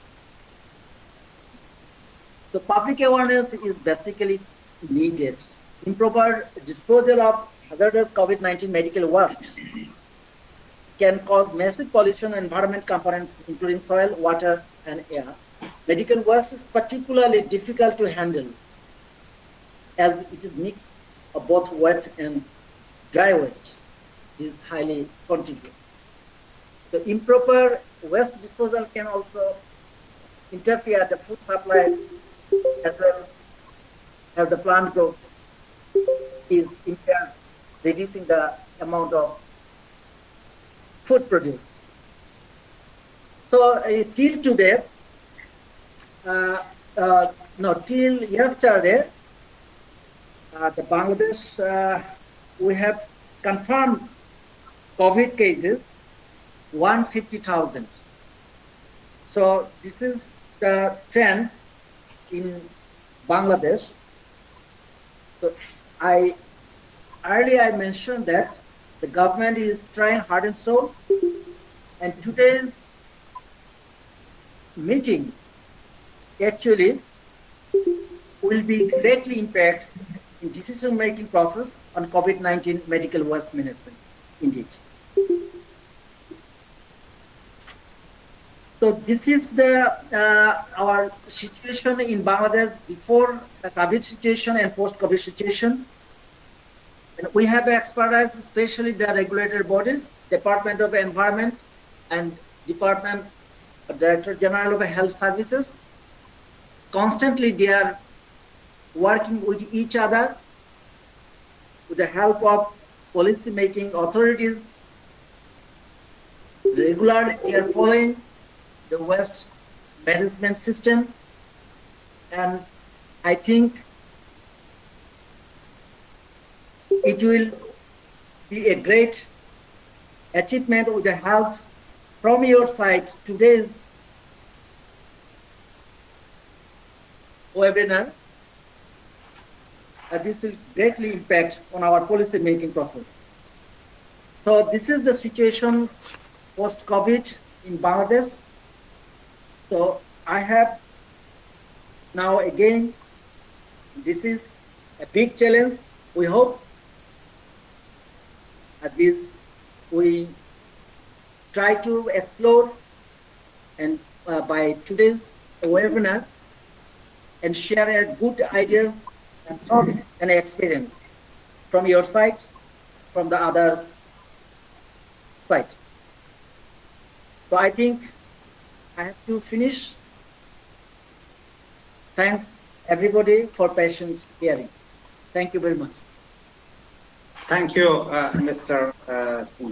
Parimal Singha, for this presentation. Actually, you shared very good experience of your country in terms of COVID-19 related waste management. The two important issue was that there is a coordination mechanism between related agencies. It is available. Right. Also, public-private partnership established to handle this waste related to pandemic. There was also a great concern about household waste. So it is good that you are preparing for this issue also to be addressed. But anyway, thank you for your presentation. Now, I would like to invite Mr. Bandari, Senior Public Health Administrator, Department of Health Service, Government of Nepal. Mr. Bandari, the floor is yours.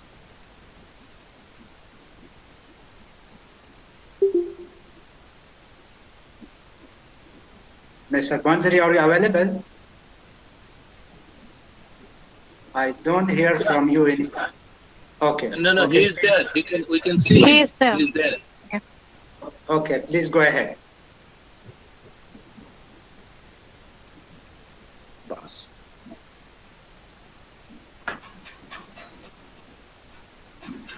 Okay.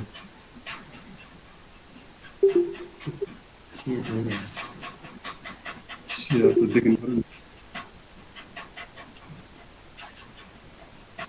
So sorry about that. Power from you. I could find so can and you find you.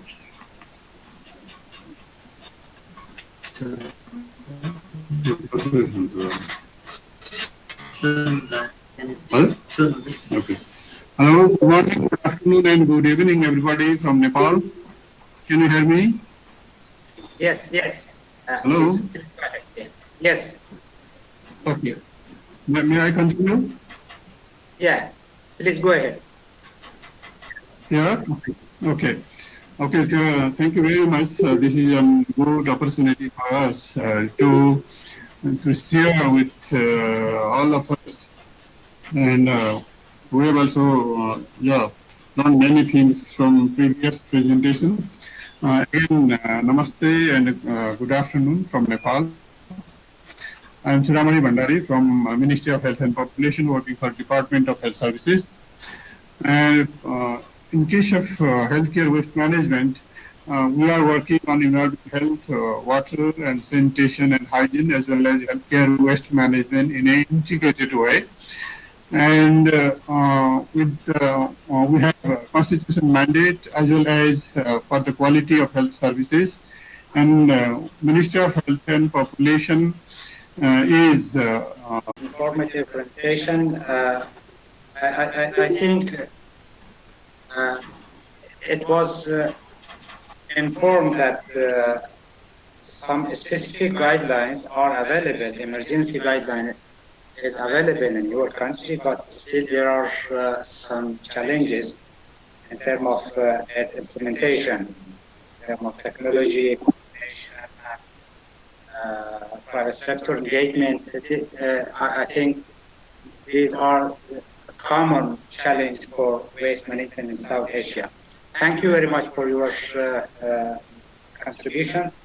Now, considering the time, thank you very much. I would like to invite Mr. Fayaz Ahmad Memon, Deputy Director, Ministry of Climate Change, Government of Pakistan. Mr. Fayaz, the floor is yours.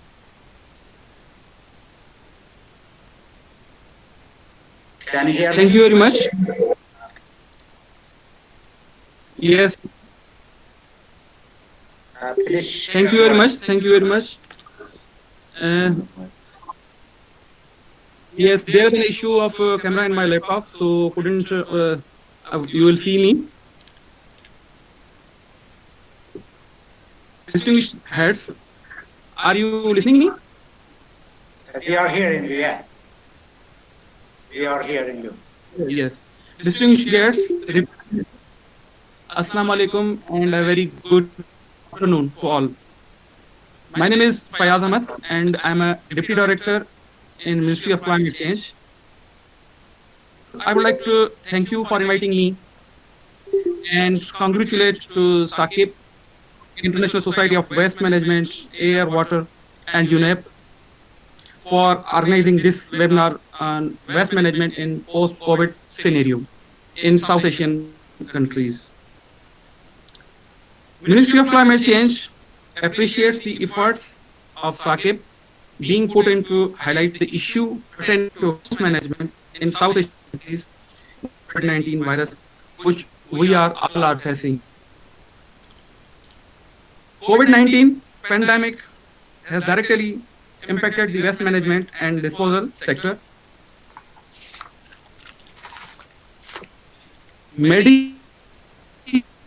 Waste disposal is a key part of pandemic planning and recovery that we must get COVID-19 outbreak. COVID-19 spreading around the world. Governments in several countries are focused on the questions to how to improve medical waste disposal. The subject of medical incinerators at hospitals is a key part of the question. Medical waste is one of the most dangerous form of the waste, especially if it is untreated before disposal. Medical facilities process many types of waste from hospitals, including consumable items such as gloves, protective gear, and of course biological waste. These items are light but bulky. Many Asian developing countries lack proper facilities, regulations for the handling and disposal of medical hazard. Hazard waste is often openly burnt or mixed with municipal solid waste,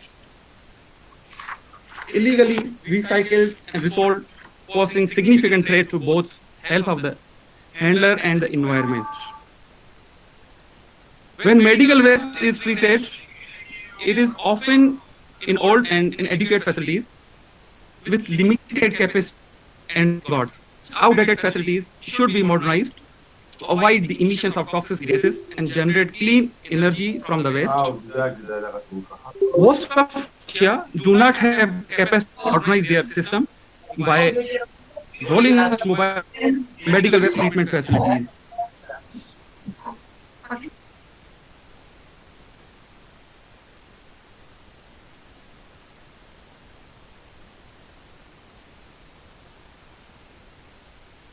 Please go ahead. Sorry, can you? Please go ahead. There is a need. Yes. There is a need for medical waste regionally. This can be achieved through a strategy for introduction and commercial deployment of new technologies across the waste value chain.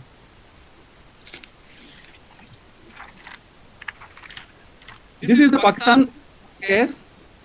In Pakistan, waste management under and burden challenge in Pakistan already faced with the lack of the capacity, adequate funding, resource, and research for the waste on scientific ground.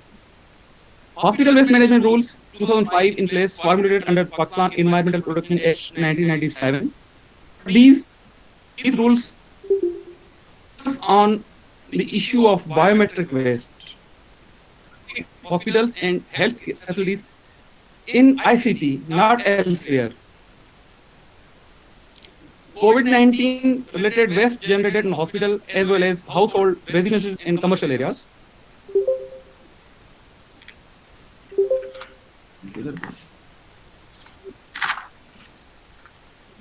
Need of comprehensive guidelines or waste management plan to tackle this newly emerged issue. Next, please.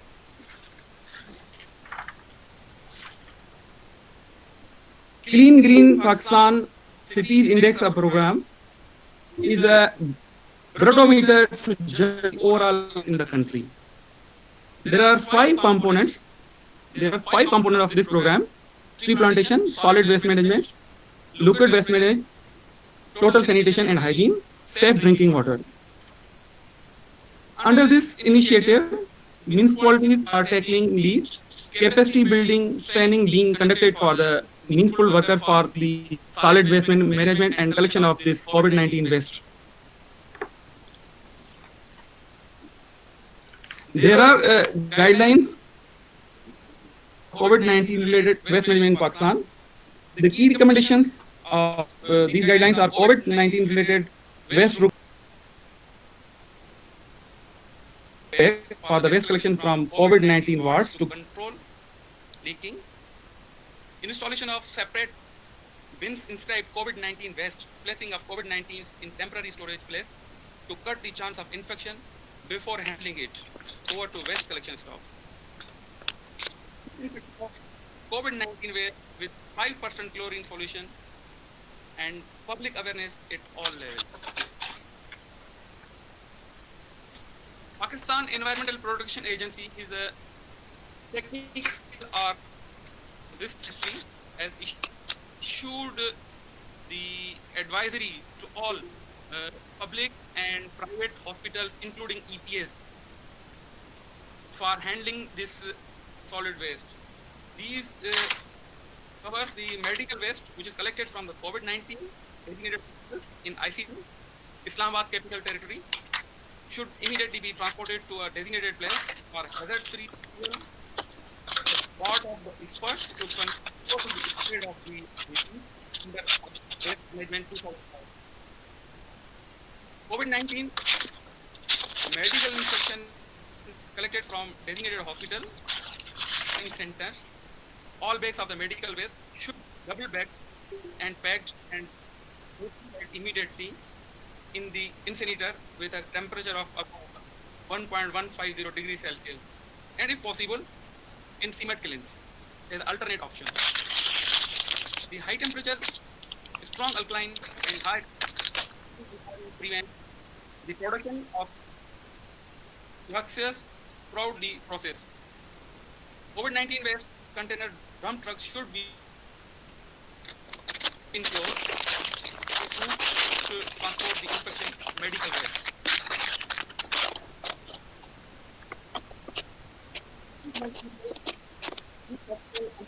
In 2005 should immediately activate its team and for waste management plan compliance to be given priority to handle and disposing of the medical waste related to the coronavirus and items belonging to the patients needs to be properly disposed of, including the bedding lines, clothes, etc.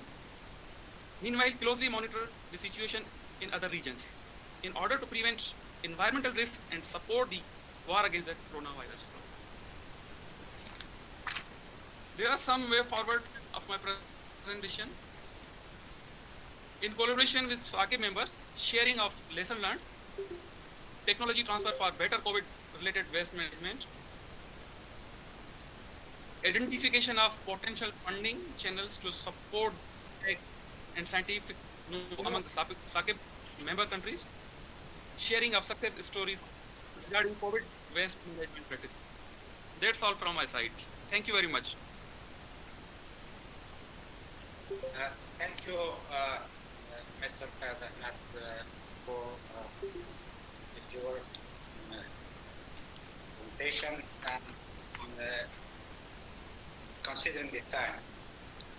As we are running out of the time, I will be inviting from Sri Lanka, Ms. Jaya Sikara, Director, Solid Waste Management, Central Environmental Authority. Ms. Jaya Sikara, floor is yours. Considering the time, I would like to invite you to limit your presentation for 10 minutes.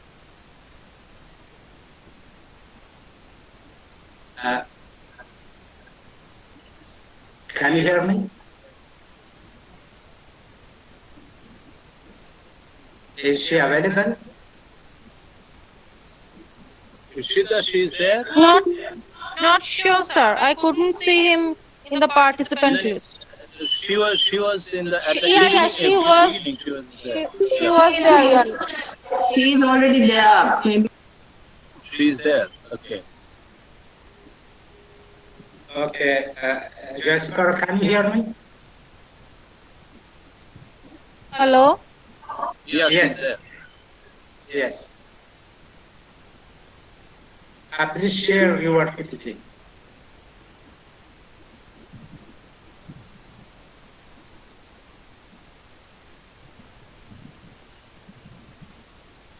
We are not hearing you.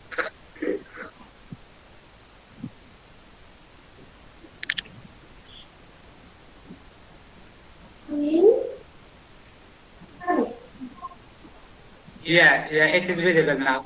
It is visible now. You can go ahead. Oh, shit.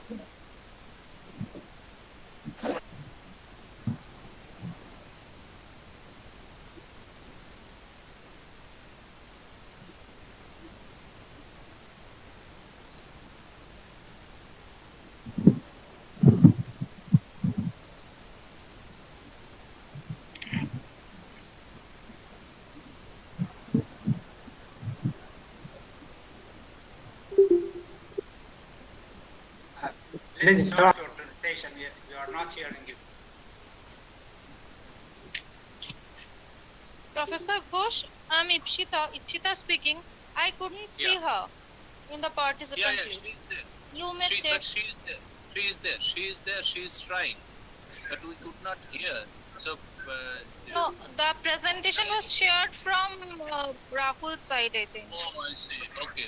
You are sharing. That's why It's all right. Yeah. But I request Sarojini to please unmute your microphone and speak, because we have already shared your PPT on the screen. Unmute your microphone.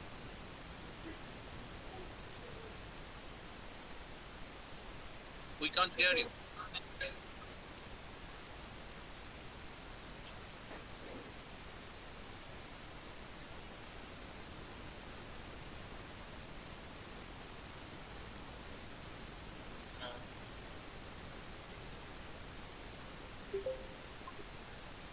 Can you hear us, Sri Lanka?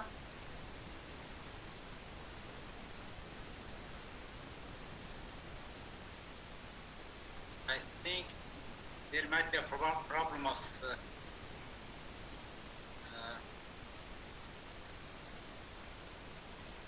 Sir, I think Sarojini Jaisekara, she has arrived.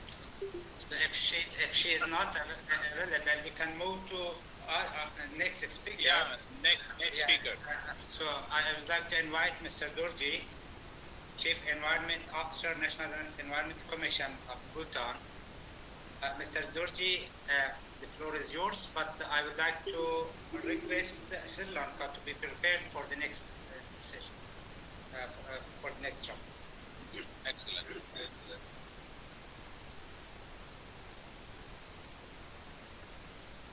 Mr. Durji.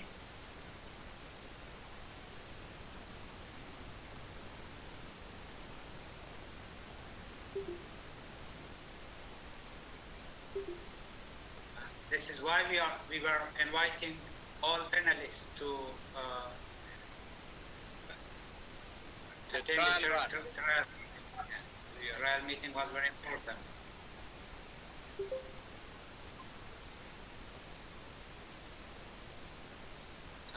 Mr. Durji. Mr. Durji is in the list, Ipshita?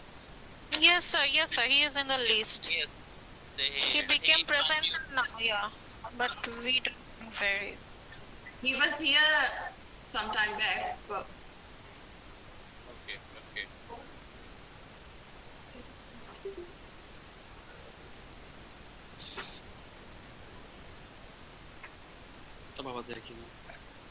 Mr. Durji is not hearing us, I think. So can we check once again that Sri Lanka is there or not? Yes.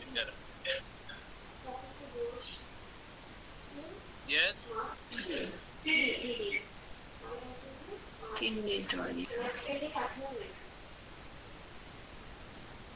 So if Sri Lanka is ready, Sri Lanka can go ahead.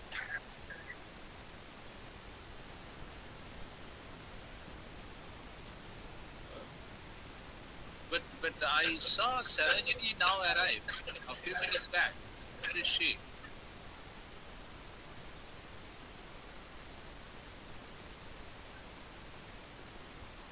Sarojini has sent a message saying she can hear us, but I think there's a problem in her mic.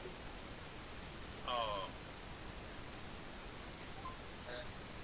In the chat box, she had sent. Yes. I can hear you all. Yeah. Sarojini?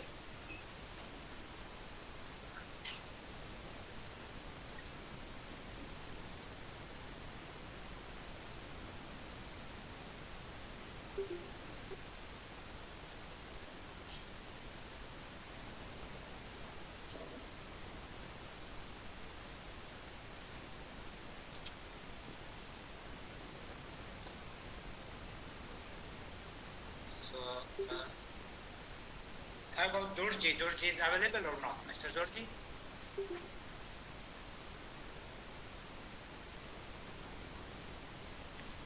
Mr. Dorji is in the participant list. Yeah, but he is not writing also in the chat box. So he may be facing the same problem or anything else. Mr. Dachi, if you have any problem, please write in the chat box so that we understand what is your problem. Like Sarojini is trying, but she is also hearing us, we can't hear.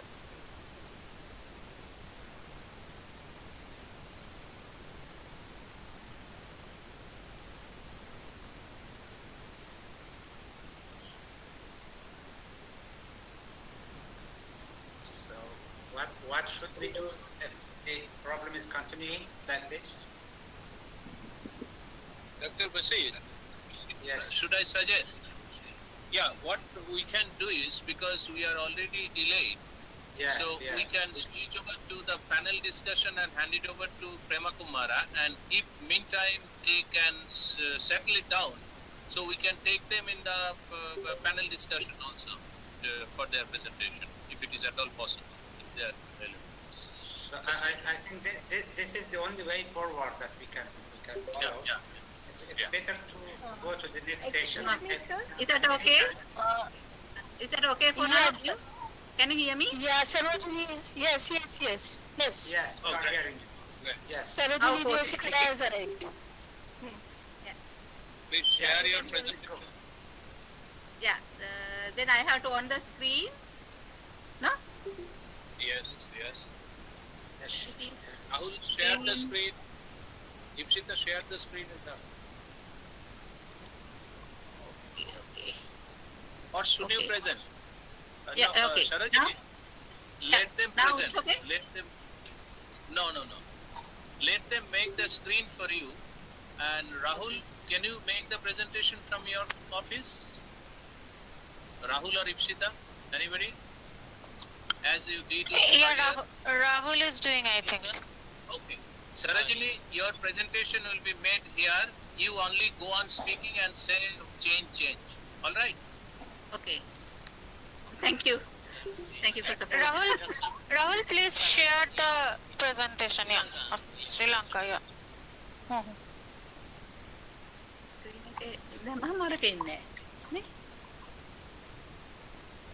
එක එනවා.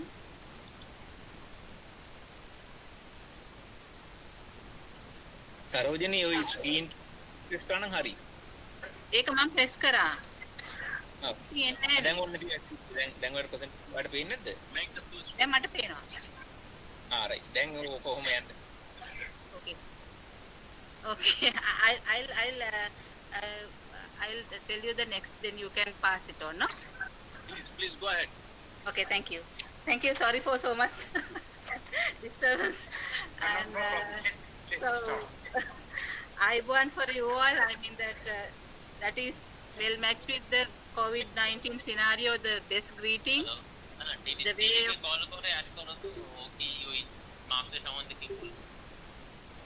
can you hear me? Please. Yeah. Please mute. Yeah. Actually, that I have to salute our health staff, health department, and the defense sector because of that combating and their tireless effort on combating the COVID-19 in Sri Lanka.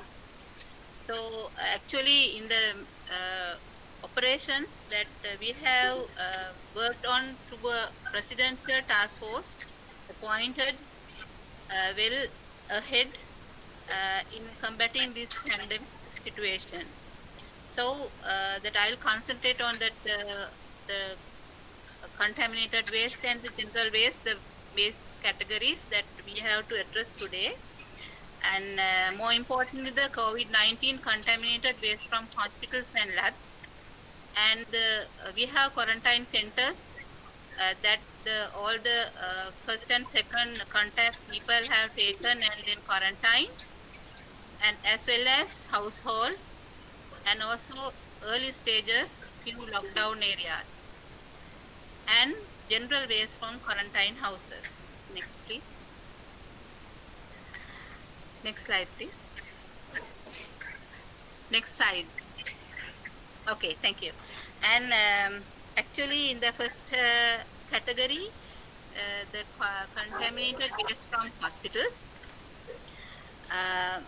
Actually, that we have confined the COVID treatment or the COVID contaminated patients to identified hospitals where the facilities are having, because we are practicing our regulations on healthcare waste from 2008, and at the moment almost I think all the hospitals are connected with some facilities of disposal. Some of them have in-house facilities, some of them are connected with the cluster-based facilities, and also we have a commercially operated licensed facilities for treatment of hospital waste. So with the increasing of numbers of COVID-19, we have to have some identified periphery hospitals to treat COVID-19, but ensured proper disposal through connecting them with reliable disposal mechanism. And also the other category, that waste arising from labs, testing labs, that is connected with the licensed commercial facility to ensure the proper disposal with all the precautions and guidelines and SOPs adopted by the health authorities. And also I have to say that all these COVID-19 contaminated things were handled by well-trained, proper equipped staff from the Ministry of Health and the forces, the defense forces in Sri Lanka. Therefore, no one of the treated the health staff are not contaminated with the COVID-19 yet. Next, please. That is the COVID-19 healthcare waste, because we are having all the segregation and all the things practiced, so we were safe in that sense. But the more importantly, the general waste from the quarantine houses and other general public. So actually, that I have to thankful to the Waste Management Authority Western Province. So they have had an immediate instructions compiled and dispatched to the local authorities how to handle the waste from quarantine houses and how to distinguish it from the or segregated it from the general waste. So basically, we are advising all the local authorities to segregate their waste into three: degradable, recyclable, and residual waste that has to be disposed. And with the COVID-19, we have another category of waste like special waste, that is contaminated with COVID-19, suspected or quarantine person if they are in their house. So they have to have categorized and segregated his or her waste separately and treated according to the instructions given. Based on the instructions that compiled by the Waste Management Authority, Western Province, later on, most of the stakeholders got together, the Ministry of Environment, Ministry of Local Government and Provincial Councils, Ministry of Health, CEA, Waste Management Authority, and academia and expert in the sector. So they refined it further and published at the mid-April as the interim guidelines for management of solid waste generated by household and places. So I would like to share the main points of the that guidelines, because I think that will be useful for the others also.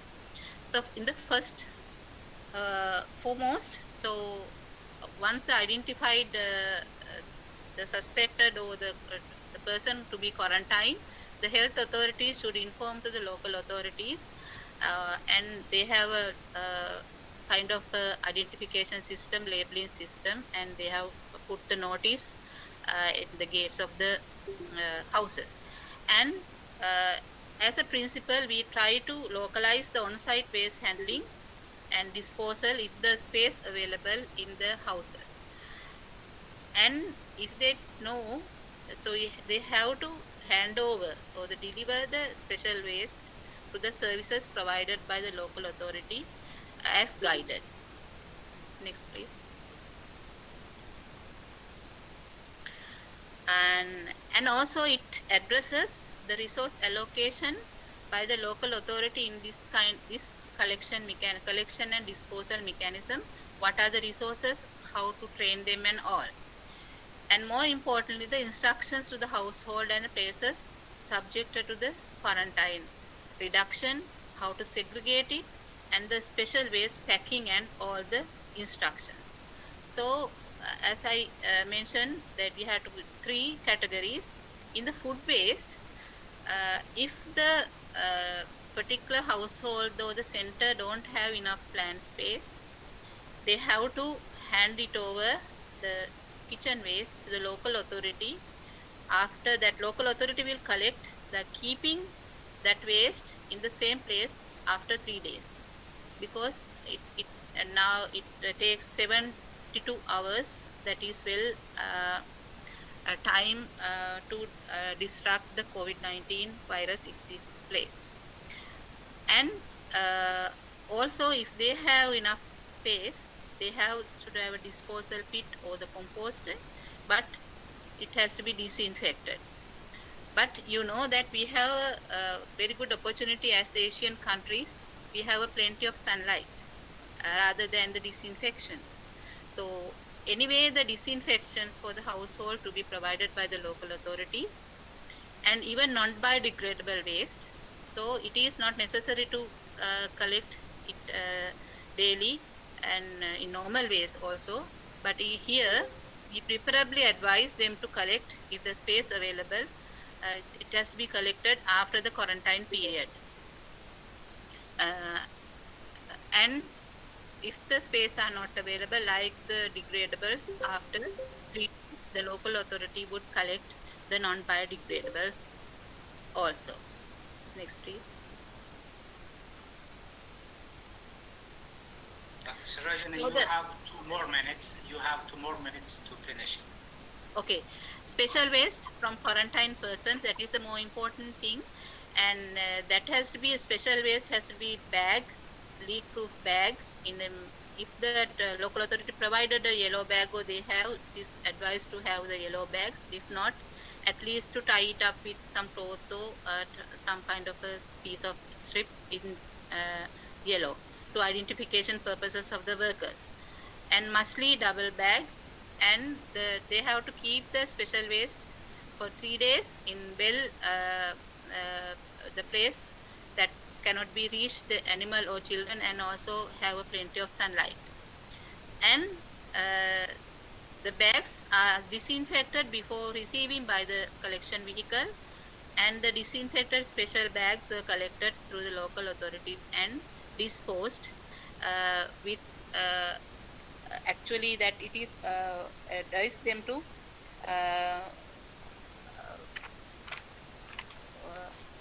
incinerate that waste. Next, please.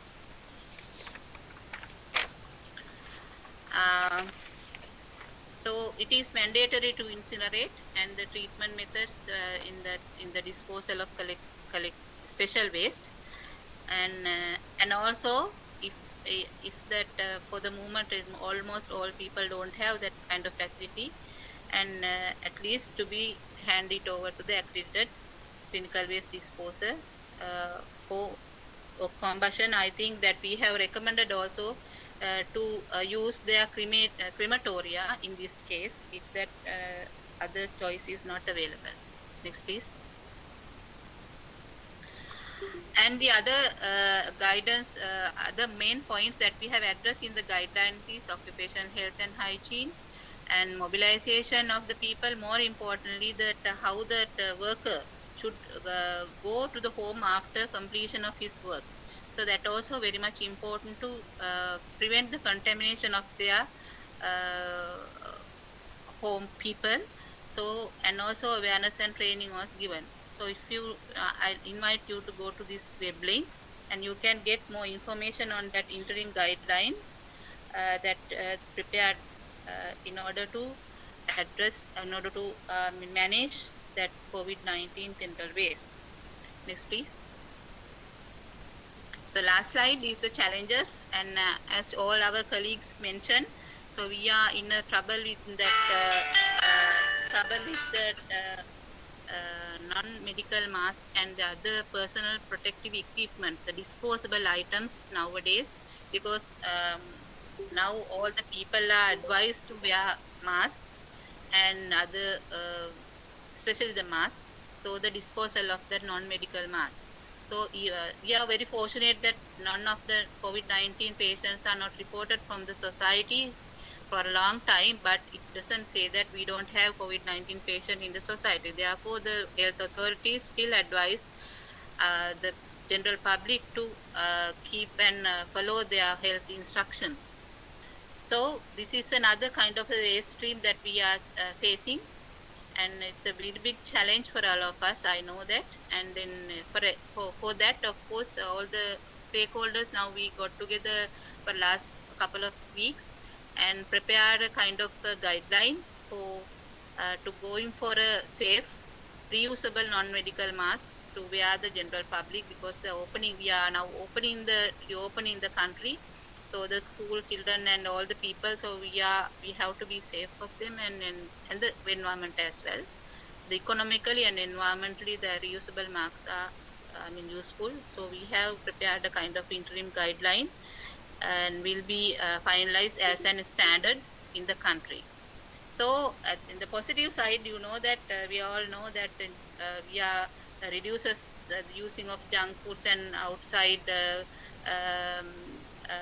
dining and everything, and it changed our lifestyle, and a lot of people are now still purchasing bulk and reduces the packaging. But again, due to the hygienic issues, the lot of with the reopening, there's a trend of using single-use plastic, the disposables.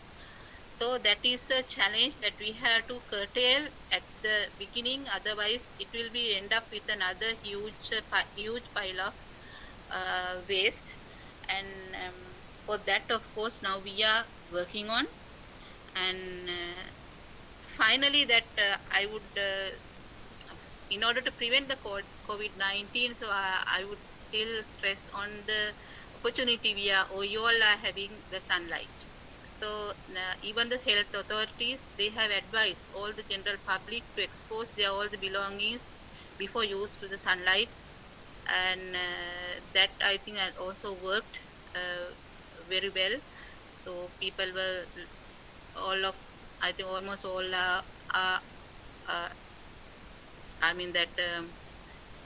followed all the health instructions.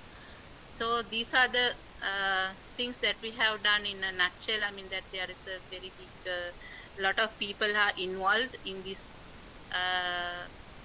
issue, addressing the issue in Sri Lanka. So thank you very much. I think that's my presentation.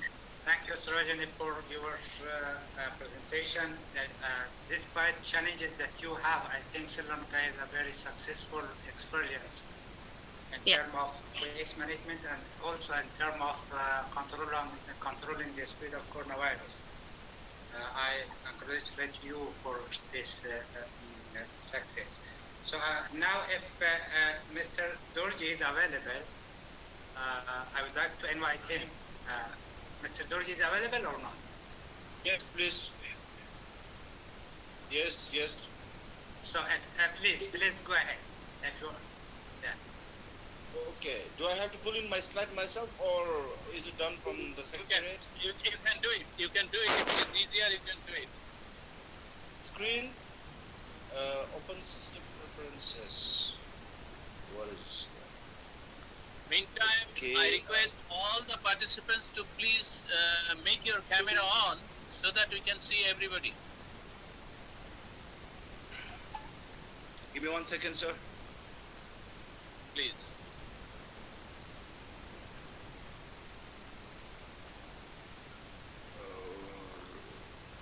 Yes, sir.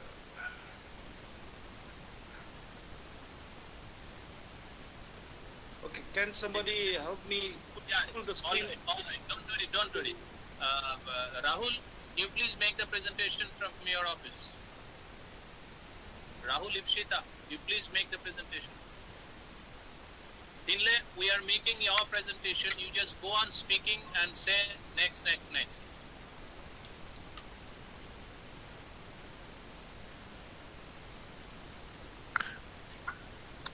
Rahul, are you doing?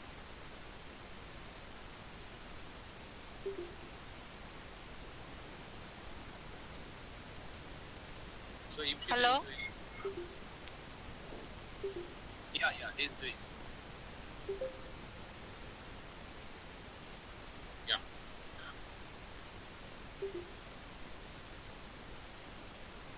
Tinle, please start.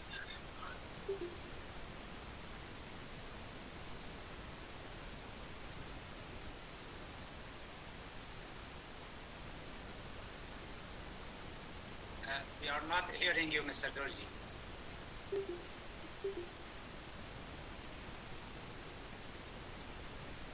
Mr. Dorji?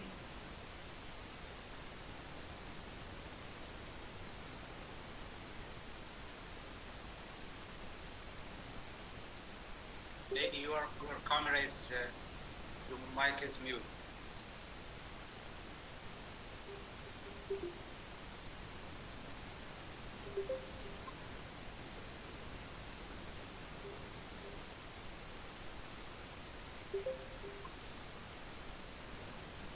Mr. Dorji, can you hear me?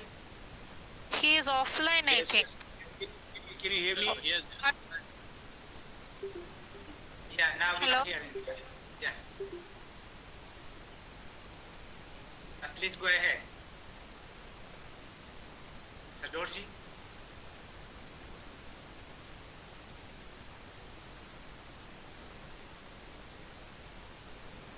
You can please see if he has any problem. You can please see if he has any problem. Don't you have any problem? Please see. Look into it. Okay. Can you hear me now? Yeah. We can hear you. Please go ahead. Please. Okay, thank you. There's some error happening. I don't know. Maybe because of the network or thing, but it keeps on exiting. Okay, let me quickly start with my thing. Thank you, Sake, for the conference and.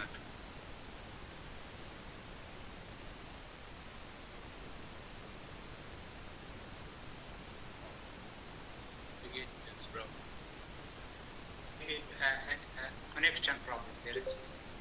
Yeah.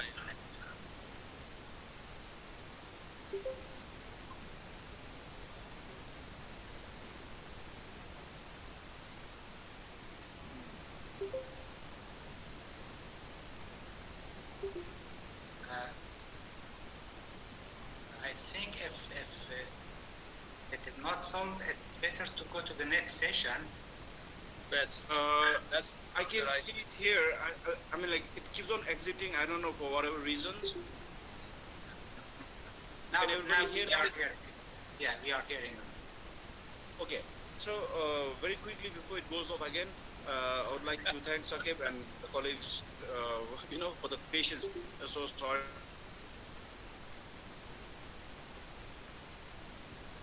Yeah, there is real problem at your end. So we can't hear you.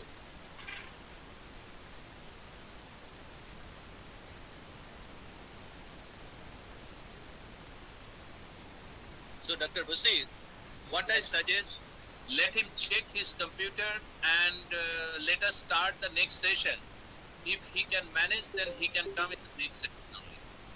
I think the problem is connection problem. So anyway, it's better to move to the next session. At any time that he is available, we can take his presentation during the next session also. Exactly. So now I would like to invite Dr. Kumara, IGES CCET, to kindly moderate the next session. Mr. Kumara, the floor is yours. Rutikta is there? Okay, yes. Yes. Dr. Make the introduction. Introducing Make the briefly,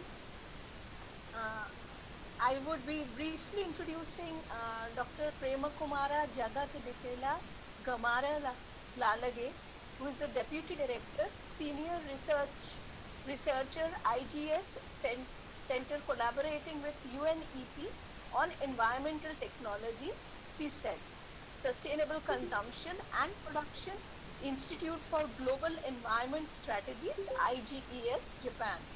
He is a development planner, holds a PhD in Management Development from the Nihon Fukushi University, Japan in 2006. He has over 25 years experience in working with academic, government, non-governmental organizations, bilateral and international development programs. Currently, he works as Deputy Director of the IGES Center, collaborating with UNEP on Environmental Technologies, CCET, at the Institute of Global Environmental Strategies, Japan, and assists developing countries and cities in improving waste management in more sustainable manner. His work focuses on developing integrated holistic waste management strategies at national and local levels, application of participatory learning, and action methods to promote 3 Rs: reduce, reuse, recycle, and circular economy, resource efficiency societies, integration of formal sector and women participation in waste management,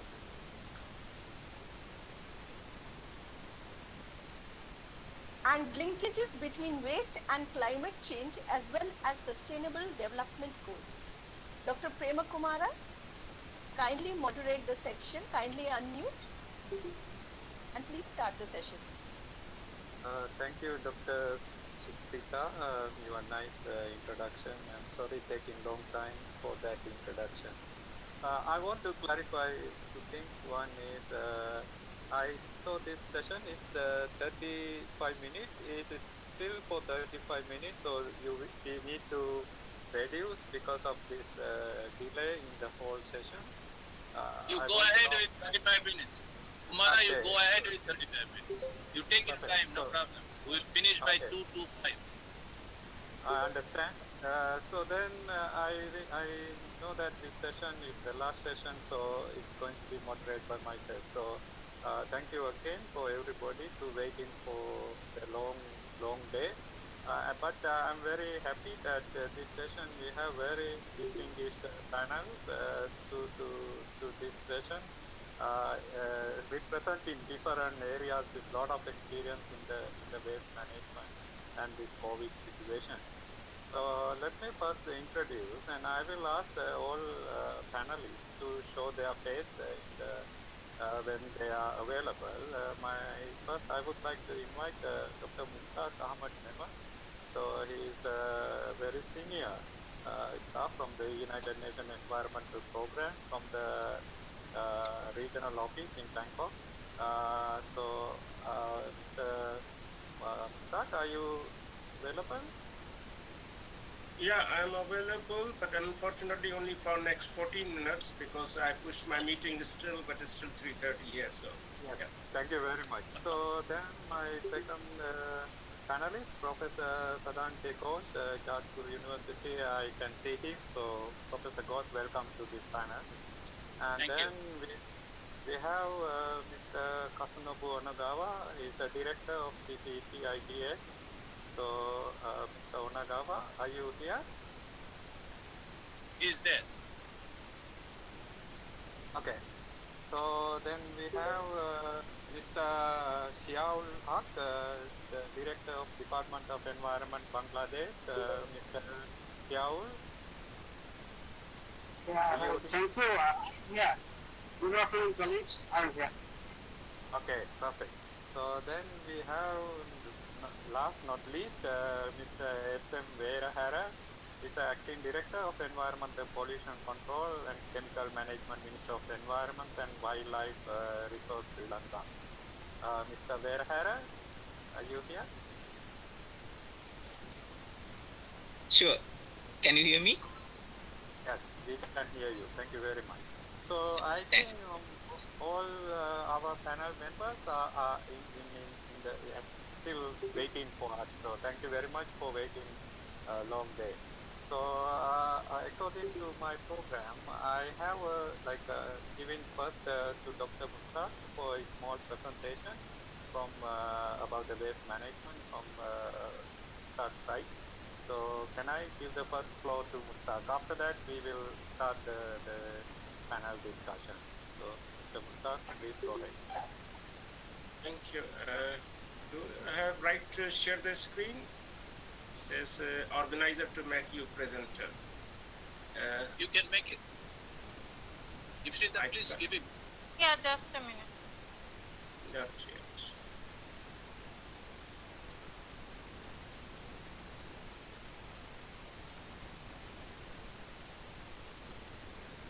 Okay, now yes, I just, yeah, now it's coming. So can you see my presentation, please? Yes. Yeah, it's visible. Okay, good. So let me go quickly because of interest of time. Basically, though we are looking on the both scenarios, one is that during the pandemic like COVID-19, but also post-pandemic with a new normal situation. So that's where we are trying to see how we have to support the healthier and happier society for that. And so United Nations Environment Program came up with a comprehensive COVID-19 response. That's what we call working with the environment to protect people. And that has 4 important areas, and the first one is on the waste management.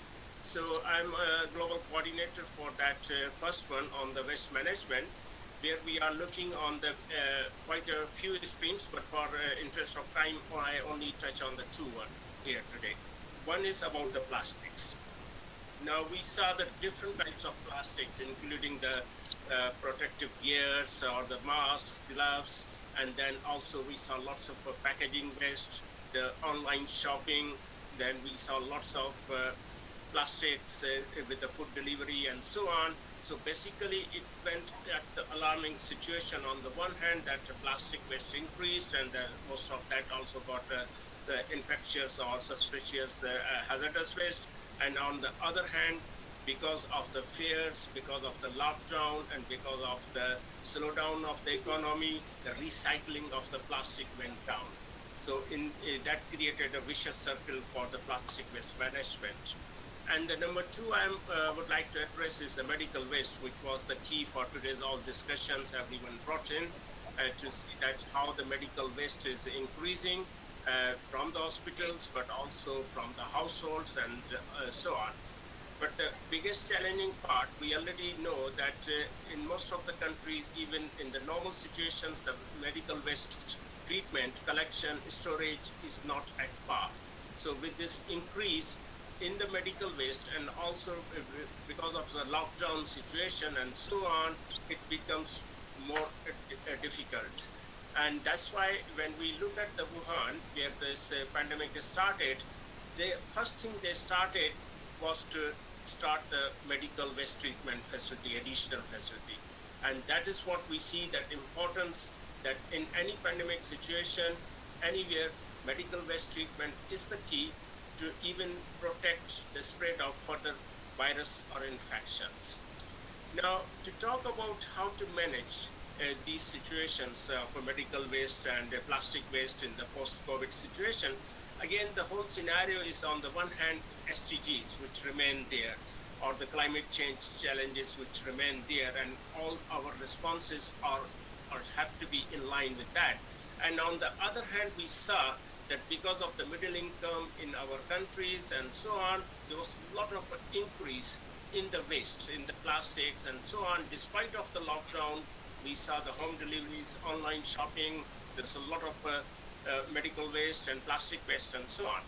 So basically the major challenges which we find still remain there are the regulatory frameworks which are not yet updated, especially for new types of waste, including even the e-waste, the medical waste and so on, and also the institutional arrangements and enforcement.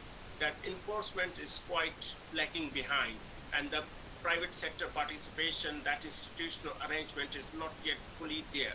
Financing mechanisms, as we see that waste management is very expensive business, and it cannot be completely supported from the subsidies by the local governments or even the national government. So it has to be designed on the polluter pay principle or extended producer responsibility and so on. Then also the different business models that can not only be looking on the downstream, but also the upstream, that how we reduce the waste, how we take back the waste, how we create the green supply chain, recovering and recycling the waste. So those business models are very important for that. And then technologies and infrastructure, as we already discussed quite a bit, that our technologies and infrastructure, even for the normal or municipal waste, is not at par, and the medical waste lacking much behind. And then also the plastic recycling is not fully optimized, and in one way it also creates further pollution because of a lack of the proper technologies for that. And the biggest challenge remains with the informal sector, even in the lockdowns, the infection challenges and so on, so that we have to look. And then also the behaviors like sustainable lifestyles during the pandemic, that how we can reduce our plastics, packaging, and so on. So when we talk about the priorities to be discussed, that what are the key areas of waste management system that's lacking, that we can require to strengthening, as we already discussed in previous slide, but how to do that. And one way is the South-South cooperation. In South Asia, like many countries have a different competitive advantages. Some has in the technology, some in the regulatory frameworks, some has the behavioral changes, some has the businesses, private sector. So it's good to have a South-South cooperation within South Asia and beyond the South Asia. And then also there's need to be the major policy support and investments for upstream and downstream. For example, Director General mentioned about the World Bank project for $40 million on the marine litter. That will provide a lot of investments upstream and downstream for the plastics and packaging. So there's a huge list of the UNEP toolkits which we developed over the 2 years and tested in many pilot cities and countries. So all these available for you. If you need any of those toolkits, they can be downloaded. Otherwise, you can write back to me. Thank you very much. Thank you, Dr. Mustak, for your very short but very comprehensive presentation.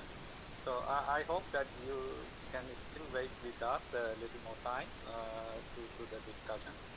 So now I would like to start the panel discussion with our panelists. I also pick up a couple of questions from the list what the participants are raised. So first, let me go to Mr. Verahara from Sri Lanka. Like Dr. Basir mentioned, so the experience in Sri Lanka is quite interesting to see. But in this panel discussion, I would like to see not what we immediately responded, but how we look at this opportunity, like as this COVID-19 is an opportunity for the governments in South Asia to move forward in improving the waste management. Because as I mentioned in my presentation, in the South Asia already developed a roadmap for sustainable waste management and resource circulation. So I want to look at this situation, this COVID situation, and how the governments can more proactive in taking action to that direction. In that sense, I would like to ask from Mr. Verahara, what is the government of Sri Lanka is looking at in the future to get any changes in the systems to improve the medical waste management in the Thank you, Dr. Prema Kumar. And I think nature has teach us a nice lesson that the way that we consume the resources and the way they behave. And with regard to waste management, I think now we are getting more and more attention for the waste segregation and good, better waste management practices. I think we are working on the one of the presenters correctly mentioned that there will be a tendency of increase in the plastic waste management due to this pandemic situation, and we are focusing on attention for the plastic waste management. And can I answer for your second question? Yes, please. Yeah, and then I think I think we have to have this kind of dialogues will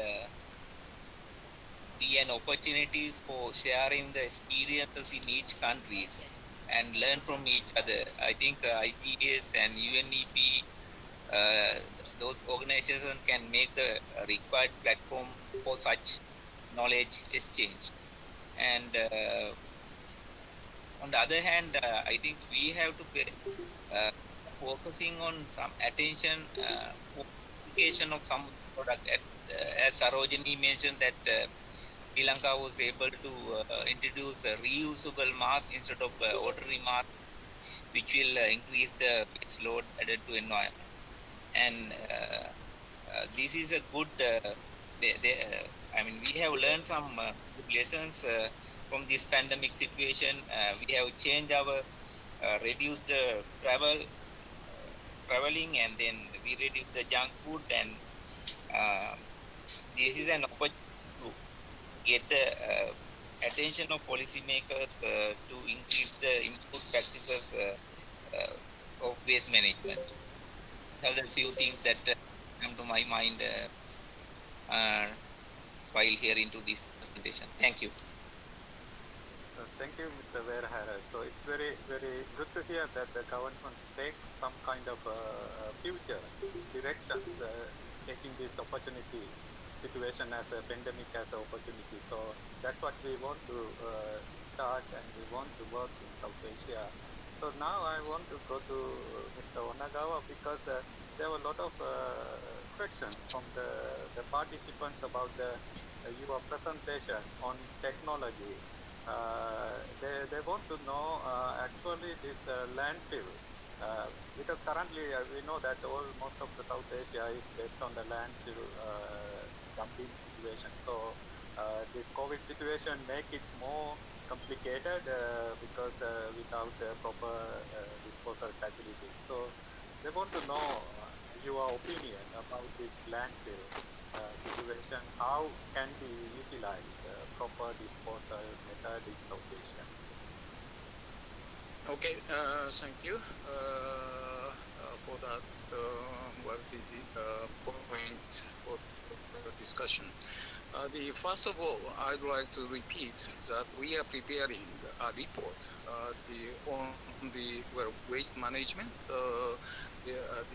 in response to this COVID-19. We're covering all the parts of the world, in which we're introducing as one of the treatment technologies, the landfill, in lieu of incineration facility. I think incineration is most commonly accepted treatment methods for infectious waste, but as you just correctly mentioned, not all the countries are equipped with such facilities. It is very much interesting that one of UNEP, YouTube, program is showing the good point of landfill treatment as one of the most practically applicable or available technologies for final disposal. Based on that, the presentation, they say as far as if it is well operated, the landfill would be the most reliable technology for the treatment of infectious waste following the technology of incineration. So, I'd like to suggest those people who are interested in the technology of landfill site or proper management of landfill. If you are interested in, you will visit that YouTube site prepared by UNEP to learn what would be the point of proper landfill waste disposal. Thank you. Thank you, Mr. Onagawa. So actually, we are very much looking forward. I think these documents may be very helpful for South Asian countries to learn, like Dr. Mustaq mentioned, to South cooperation, because we know that India are doing a lot of things in the new technology, like use the plastic into the clean. So anything Professor Gauss want to add in the new technology, how to use for waste treatment? Thank you, Dr. Kumara. Thank you, Dr. Kumara. The first thing which I want to add to Mr. Onagawa, though landfill is one of the acceptable process for picking up the COVID waste, you know that in all the countries in South Asia, it is a big challenge if we open for landfilling. Because before landfilling, there are a number of processes from collection to the landfilling site. And the handling of this waste is a major issue in all the 8 countries for the COVID waste. So in that way, at this stage, unless and otherwise there is an disinfection system of the COVID waste at any of the stages just after the segregation, landfilling is a risk-prone area with respect to the infection and the transmission is concerned. The other part, we were thinking also, the waste at this stage, it's best always for incineration, waste energy and co-processing. You know, for co-processing in India, we have taken a big initiative in 2018 so that each of the cement plants throughout the country can pick up the waste. And now as the COVID waste has come, so instead of landfill, we can always go for the co-processing, because co-processing doesn't have any residue waste. Most of the residue waste is converted into the cement again, so it is productive. Only thing is that in disinfection, I had discussion with number of people who are the CEOs of different cement plants. They are ready to take up this issue and to take this waste. Only thing is that they are concerned about the disinfecting the waste before it enters into their premises. So that is the important. As of today in India, we don't have any cement plant who are taking up the COVID waste. But there are dialogues which are open. So maybe in long run, this is one of the solutions that cement co-processing in the cement plant. We have co-processing in the cement plant. Thousands of tons of waste are being co-processed in cement plant today. So in that way, that is also a positive side that dialogue is open, and in near future, there may be some solution which can come out of this co-processing in the cement plant. Thank you. Thank you, Professor Gross. Very good explanation about what's happening in India, because I know that it is very helpful for other countries to learn from India when we develop that status of a report for the waste management. So India is getting a lot of policies and also actions on waste management, so other countries can learn. So now I would like to move to Mr. Xiao from Bangladesh, because we know these discussions, the plastic is one of the main issues came with this COVID-19. There is a changes to use more plastic rather than normal situation. So, but we know at the same time Bangladesh is one of the first countries in South Asia.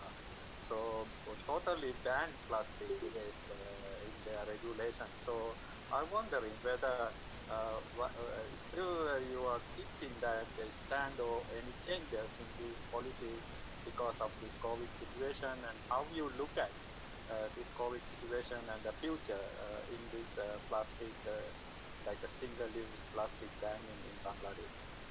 So Mr. Xiao. Thank you, Dr. Kumara, and I fully associate myself with the views made by the distinguished panelists previously. I would like to flag in two issues, and the experience we have got over the last 3 months. We see that only 25% of COVID-19 infected persons get admitted to hospital or healthcare facilities, and remaining 75% of COVID-19 positive or suspected persons stay in home quarantine or home isolation, meaning that a huge amount of COVID-19 waste has been generated from the households. But we know that the hospitals, healthcare facilities, they have some sort of biomedical waste management system. But with regard to the community level as households, we don't have any system to address this COVID-19 waste in a environmental friendly manner. So I feel that we now COVID-19 waste from hazardous are posing serious threat, risk to the public health and environment. And if you consider over the last 3 months in our South Asian countries, it might cross 100,000 tons COVID-19 plastic waste. Plastic waste means the plastic gloves, plastic masks, plastic materials they have used for COVID-19 treatment. And I feel that since there are huge amount of COVID-19 plastic, we also heard from Olugawa and the Professor Ghosh that all the international guidelines, they don't actually encourage for COVID-19 waste for recycling. They encourage for incineration.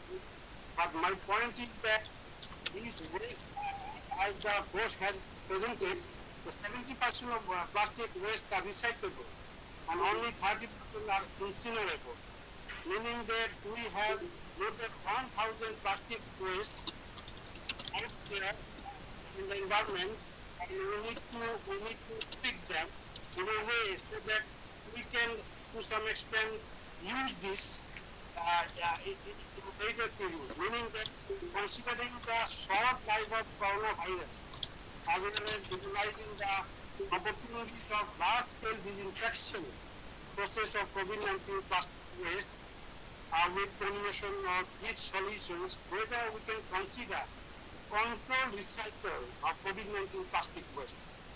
So I would like to hear from the panelists that whether we can go for we can burn this to ashes, or whether we can utilize these hundreds of thousands of tons of plastic waste for other purposes. We can recycle and we can produce the other plastic materials from this disinfected plastic waste, and we can actually use this, use the large-scale disinfection process.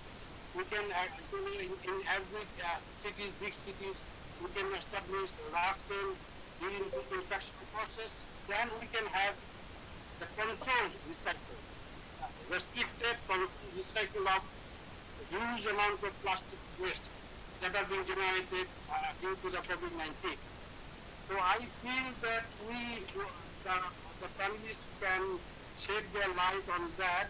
At the same time, I also feel that it's the high time to put greater emphasis on managing the household waste, since considering the amount they are almost 20% of the waste of COVID-19 coming from the households. So it is a challenge. And you have rightly pointed out that Bangladesh put a ban on utilizing the polythene bags quite ago, but it is hard to implement. At the same time, our Honorable High Court has made a direction to the government that we have to restrict the use of single-use plastics by 2020. So we are actually working hard on complying with this High Court verdict, but we understand that considering the amount of plastic being generated in general condition as well as in COVID-19 condition, they are huge. And I feel that as Professor Bose has rightfully pointed out, that we can utilize them in the cement clean or co-generators if possible. But my feeling is that it is a resource. Considering the 3R strategy, the plastic waste is a resource, so we should look this plastic waste into the similar consideration. Thank you, Dr. Ara. Thank you, Mr. Shaul Haq, for your comments on the plastic issue. It's look like yes, Bangladesh also facing the same like other countries in increasing the plastic waste because of this COVID situation. So yes, we need to look at how to like Professor Ghosh's presentation from the separation, because if not properly separate that source, so it cannot be used as a resource or it's go to the waste. So it is very important to look at it in that sense. So it's give me, I'm not sure that there is still Dr. Mustaf is still with us, so we already leave. So I hope that he may be leave already. Possibly he is not there. Okay, so then let me take my last question. So when I look at that the today discussion, the presentation, so when we look at the medical waste management from the generation to the final treatment, so I feel in our countries mostly, especially India and Bangladesh, Nepal, all these countries, this is handling by our waste collectors or waste people who handle us. This waste is also very important for their health and the situations. So I would like to ask Professor Ghosh to explain a little bit about how, because it is not only this situation, actually when we're doing waste management, these informal waste collectors should be properly equipped with they handle waste in the normal situation also, but in our South Asian context, this job is mostly informal and they're not well organized, and this is not happen in like a proper manner. So this COVID situation make it more vulnerable, this group. So how we can think about change this informal role of informal sector in waste management in South Asia, looking this opportunity, how these groups can be more formalized and bring them into the formal system. So this is also, I feel, very important subject when we look at waste management in South Asia. Professor Ghosh, you have any? Yeah. Now I'll come to the Indian perspective. You know that from 2016 we started Sarvekshan under the Swachh Bharat mission, and starting from 500 municipal cities or urban cities, we came up to 4,237 cities in the year of 2019 to make the waste management, effective waste management in the cities. There are a number of questionnaire and also the parameters. So on the basis of that, one of the very important issue in that is the formalization of the informal waste collectors and the recyclers. But you know, that is one thing. And we have now quite a good number of informal sectors transformed into formal sector, and the workers, they are also having the wages, they have a wage structure, they have PF, Provident Fund, medical facilities, medical card, and many other things. But as far as COVID waste is concerned, I personally am not very much confident where the aspects of these 8 countries in South Asia is coming. Because I visited Bangladesh, I talked to many of the people in the waste sector in Bangladesh, I visited the landfill site, Bhutan, not Bhutan, Nepal, then Bangladesh and Sri Lanka. I'm not confident that even if we give the training to the waste handlers and they will be able to handle the COVID waste very effectively, this is not the right time we have achieved. We have to research more and more. We have to wait. We have to have that disinfection, because disinfection is the most important thing. We don't know to what extent it is disinfected, if it is 32 hours, 72 hours or 30 hours. So in that way, it will take some time in India as well as in other South Asian countries. So as of today, I don't know how to go about. There are many people who are working on this social issue as well as the waste collection and waste handling issue. So I'm quite sure that very recently there will be some process which can be evolved for specifically, because you know that behavior pattern of these 8 countries are totally different from the developed countries. So it is no doubt an opportunity for all these Asian countries to develop a robust and improved waste management system, taking into consideration the informal sectors into formalization. So in that way, this is also a scope for strengthening waste management system. Again, I am reiterating that handling COVID waste by the informal waste sector is still a big issue and big question for all the 8 countries, not only in India. So in that way, we have to think more and more. We have to work more and more for some time, and then something will be evolved, I am quite sure. Thank you. Thank you, Professor Ghosh. I got some understanding that the waste management in South Asia is something totally different from the waste management in developed countries. So we need our own model for South Asia. That's what I also learned when we developing a roadmap for South Asia.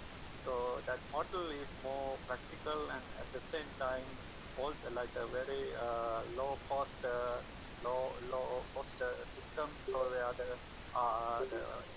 all countries can be applicable in easy manner. So in that sense, I want to conclude this session, but before that, I want to give one round for every panelist to share one very shortly what they want to say at the end of this meeting, because to take out from this meeting. So can I go first, Mr. Onagawa? Okay, thank you. Maybe 2 points. One is the preparedness for this kind of infectious waste. While we know that there are so many guidelines discussing perfect way of waste management, it is true that our countries have not prepared well for this kind of a situation.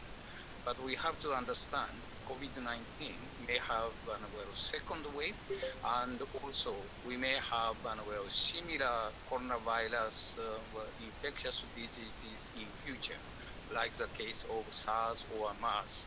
So the important point is we have to be prepared for such a situation with improvement of the current condition. And another point is, as was discussed by many people, the segregation, promotion of the segregation of the waste, not only for the infectious waste, but also as a routine matter to discuss ordinary waste management. Every waste management process would start from the good segregation, which will contribute to the reduction of the waste we have to handle,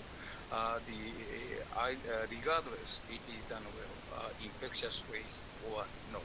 So I would like to highlight again 2 points: the preparedness for this kind of disease related waste, and also the importance of segregation at the source. Thank you.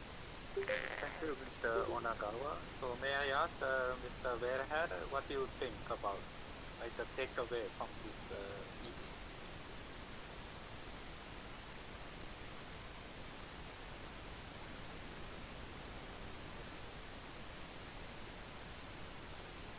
Yeah. Can you hear me?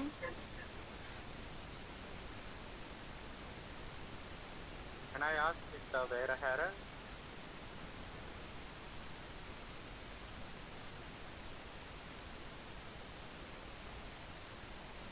Oh, he is not available. Can I go to the Mr. Hang? Thank you. We understand that we have to live with the coronavirus for some time, as Onagawa has rightfully pointed out. And we have to establish the system in place in every country within this region.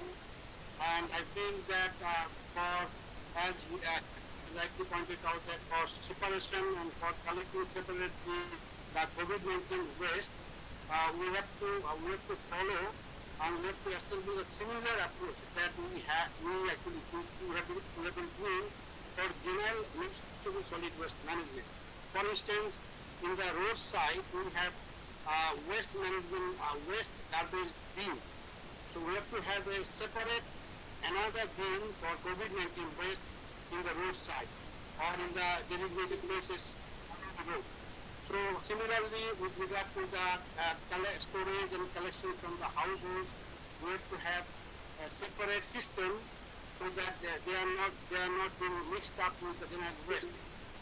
And at the same time, with regard to the general municipal solid waste management, I feel that we have to consider the situation of mega cities in a different way, considering the cities, the medium-sized cities. So with regard to the mega cities like Dhaka is producing almost 7,000 tons per day. So in that case, we are actually facing serious difficulty in managing this waste with the conventional approach, waste to composting, waste to biogas, or waste to energy. And now we are actually considering whether we have to reduce the space for landfill site. So we are actually considering that we can burn the waste and produce the RDF, reduce derived fuel. So and for medium city like 200 tons per day, they can actually go for composting, biogas production, or waste to energy. But mega city can also do waste to energy practices. But I feel that the certain since SACEP is actually formulating the roadmap for our countries, so they can consider these two situation of mega cities as well as the medium-sized cities in a different manner, in a different perspective. Thank you, Dr. Kumara. Thank you, Mr. Haq. So I'm wondering whether Mr. Verahara is still in the line or he is not available. So if not, I would pass the last not least to Professor Ghosh, your final words to take. Thank you. Thank you, Brahma Kumara. It's a very educative panel discussion by the panelists and of course the speakers. I have specifically 4 points as a final comment. Number 1, effective segregation and technologies. Number 2, you know that we had disaster management throughout the country, throughout the world. Like Japan has a very good disaster management system, maybe to handle earthquake and flood. But disaster management with respect to handling such situation, I think it is not available in any of the countries throughout the world. So in that way, this is one of the scopes to develop a disaster waste management system for this pandemic situation of COVID, and maybe there may be some others. So this is also one of the very new scope. The third, you know that this 6 months have changed our behavior and consumption pattern. So in that way, this is also a good scope, because all the time we say that we have to change our consumption pattern, we have to change our behavior pattern with respect to the consumption of material, consumption of resources, and also generation of waste. So this is a good scope to revisit how we can change our behavior pattern and the consumption pattern.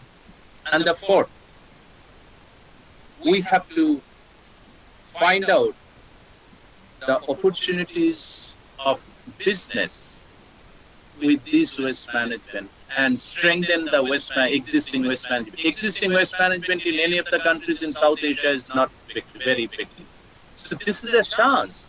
And government are spending a lot of money on the waste management. I was just referring that for 10,000 patients under one, and many of the government in different countries are also making this type of facilities. Similar way, we have to take the advantage of this situation to prepare and develop a very, very effective waste management system in the country. So all these 4 points, I made it as a final comment. Thank you very much.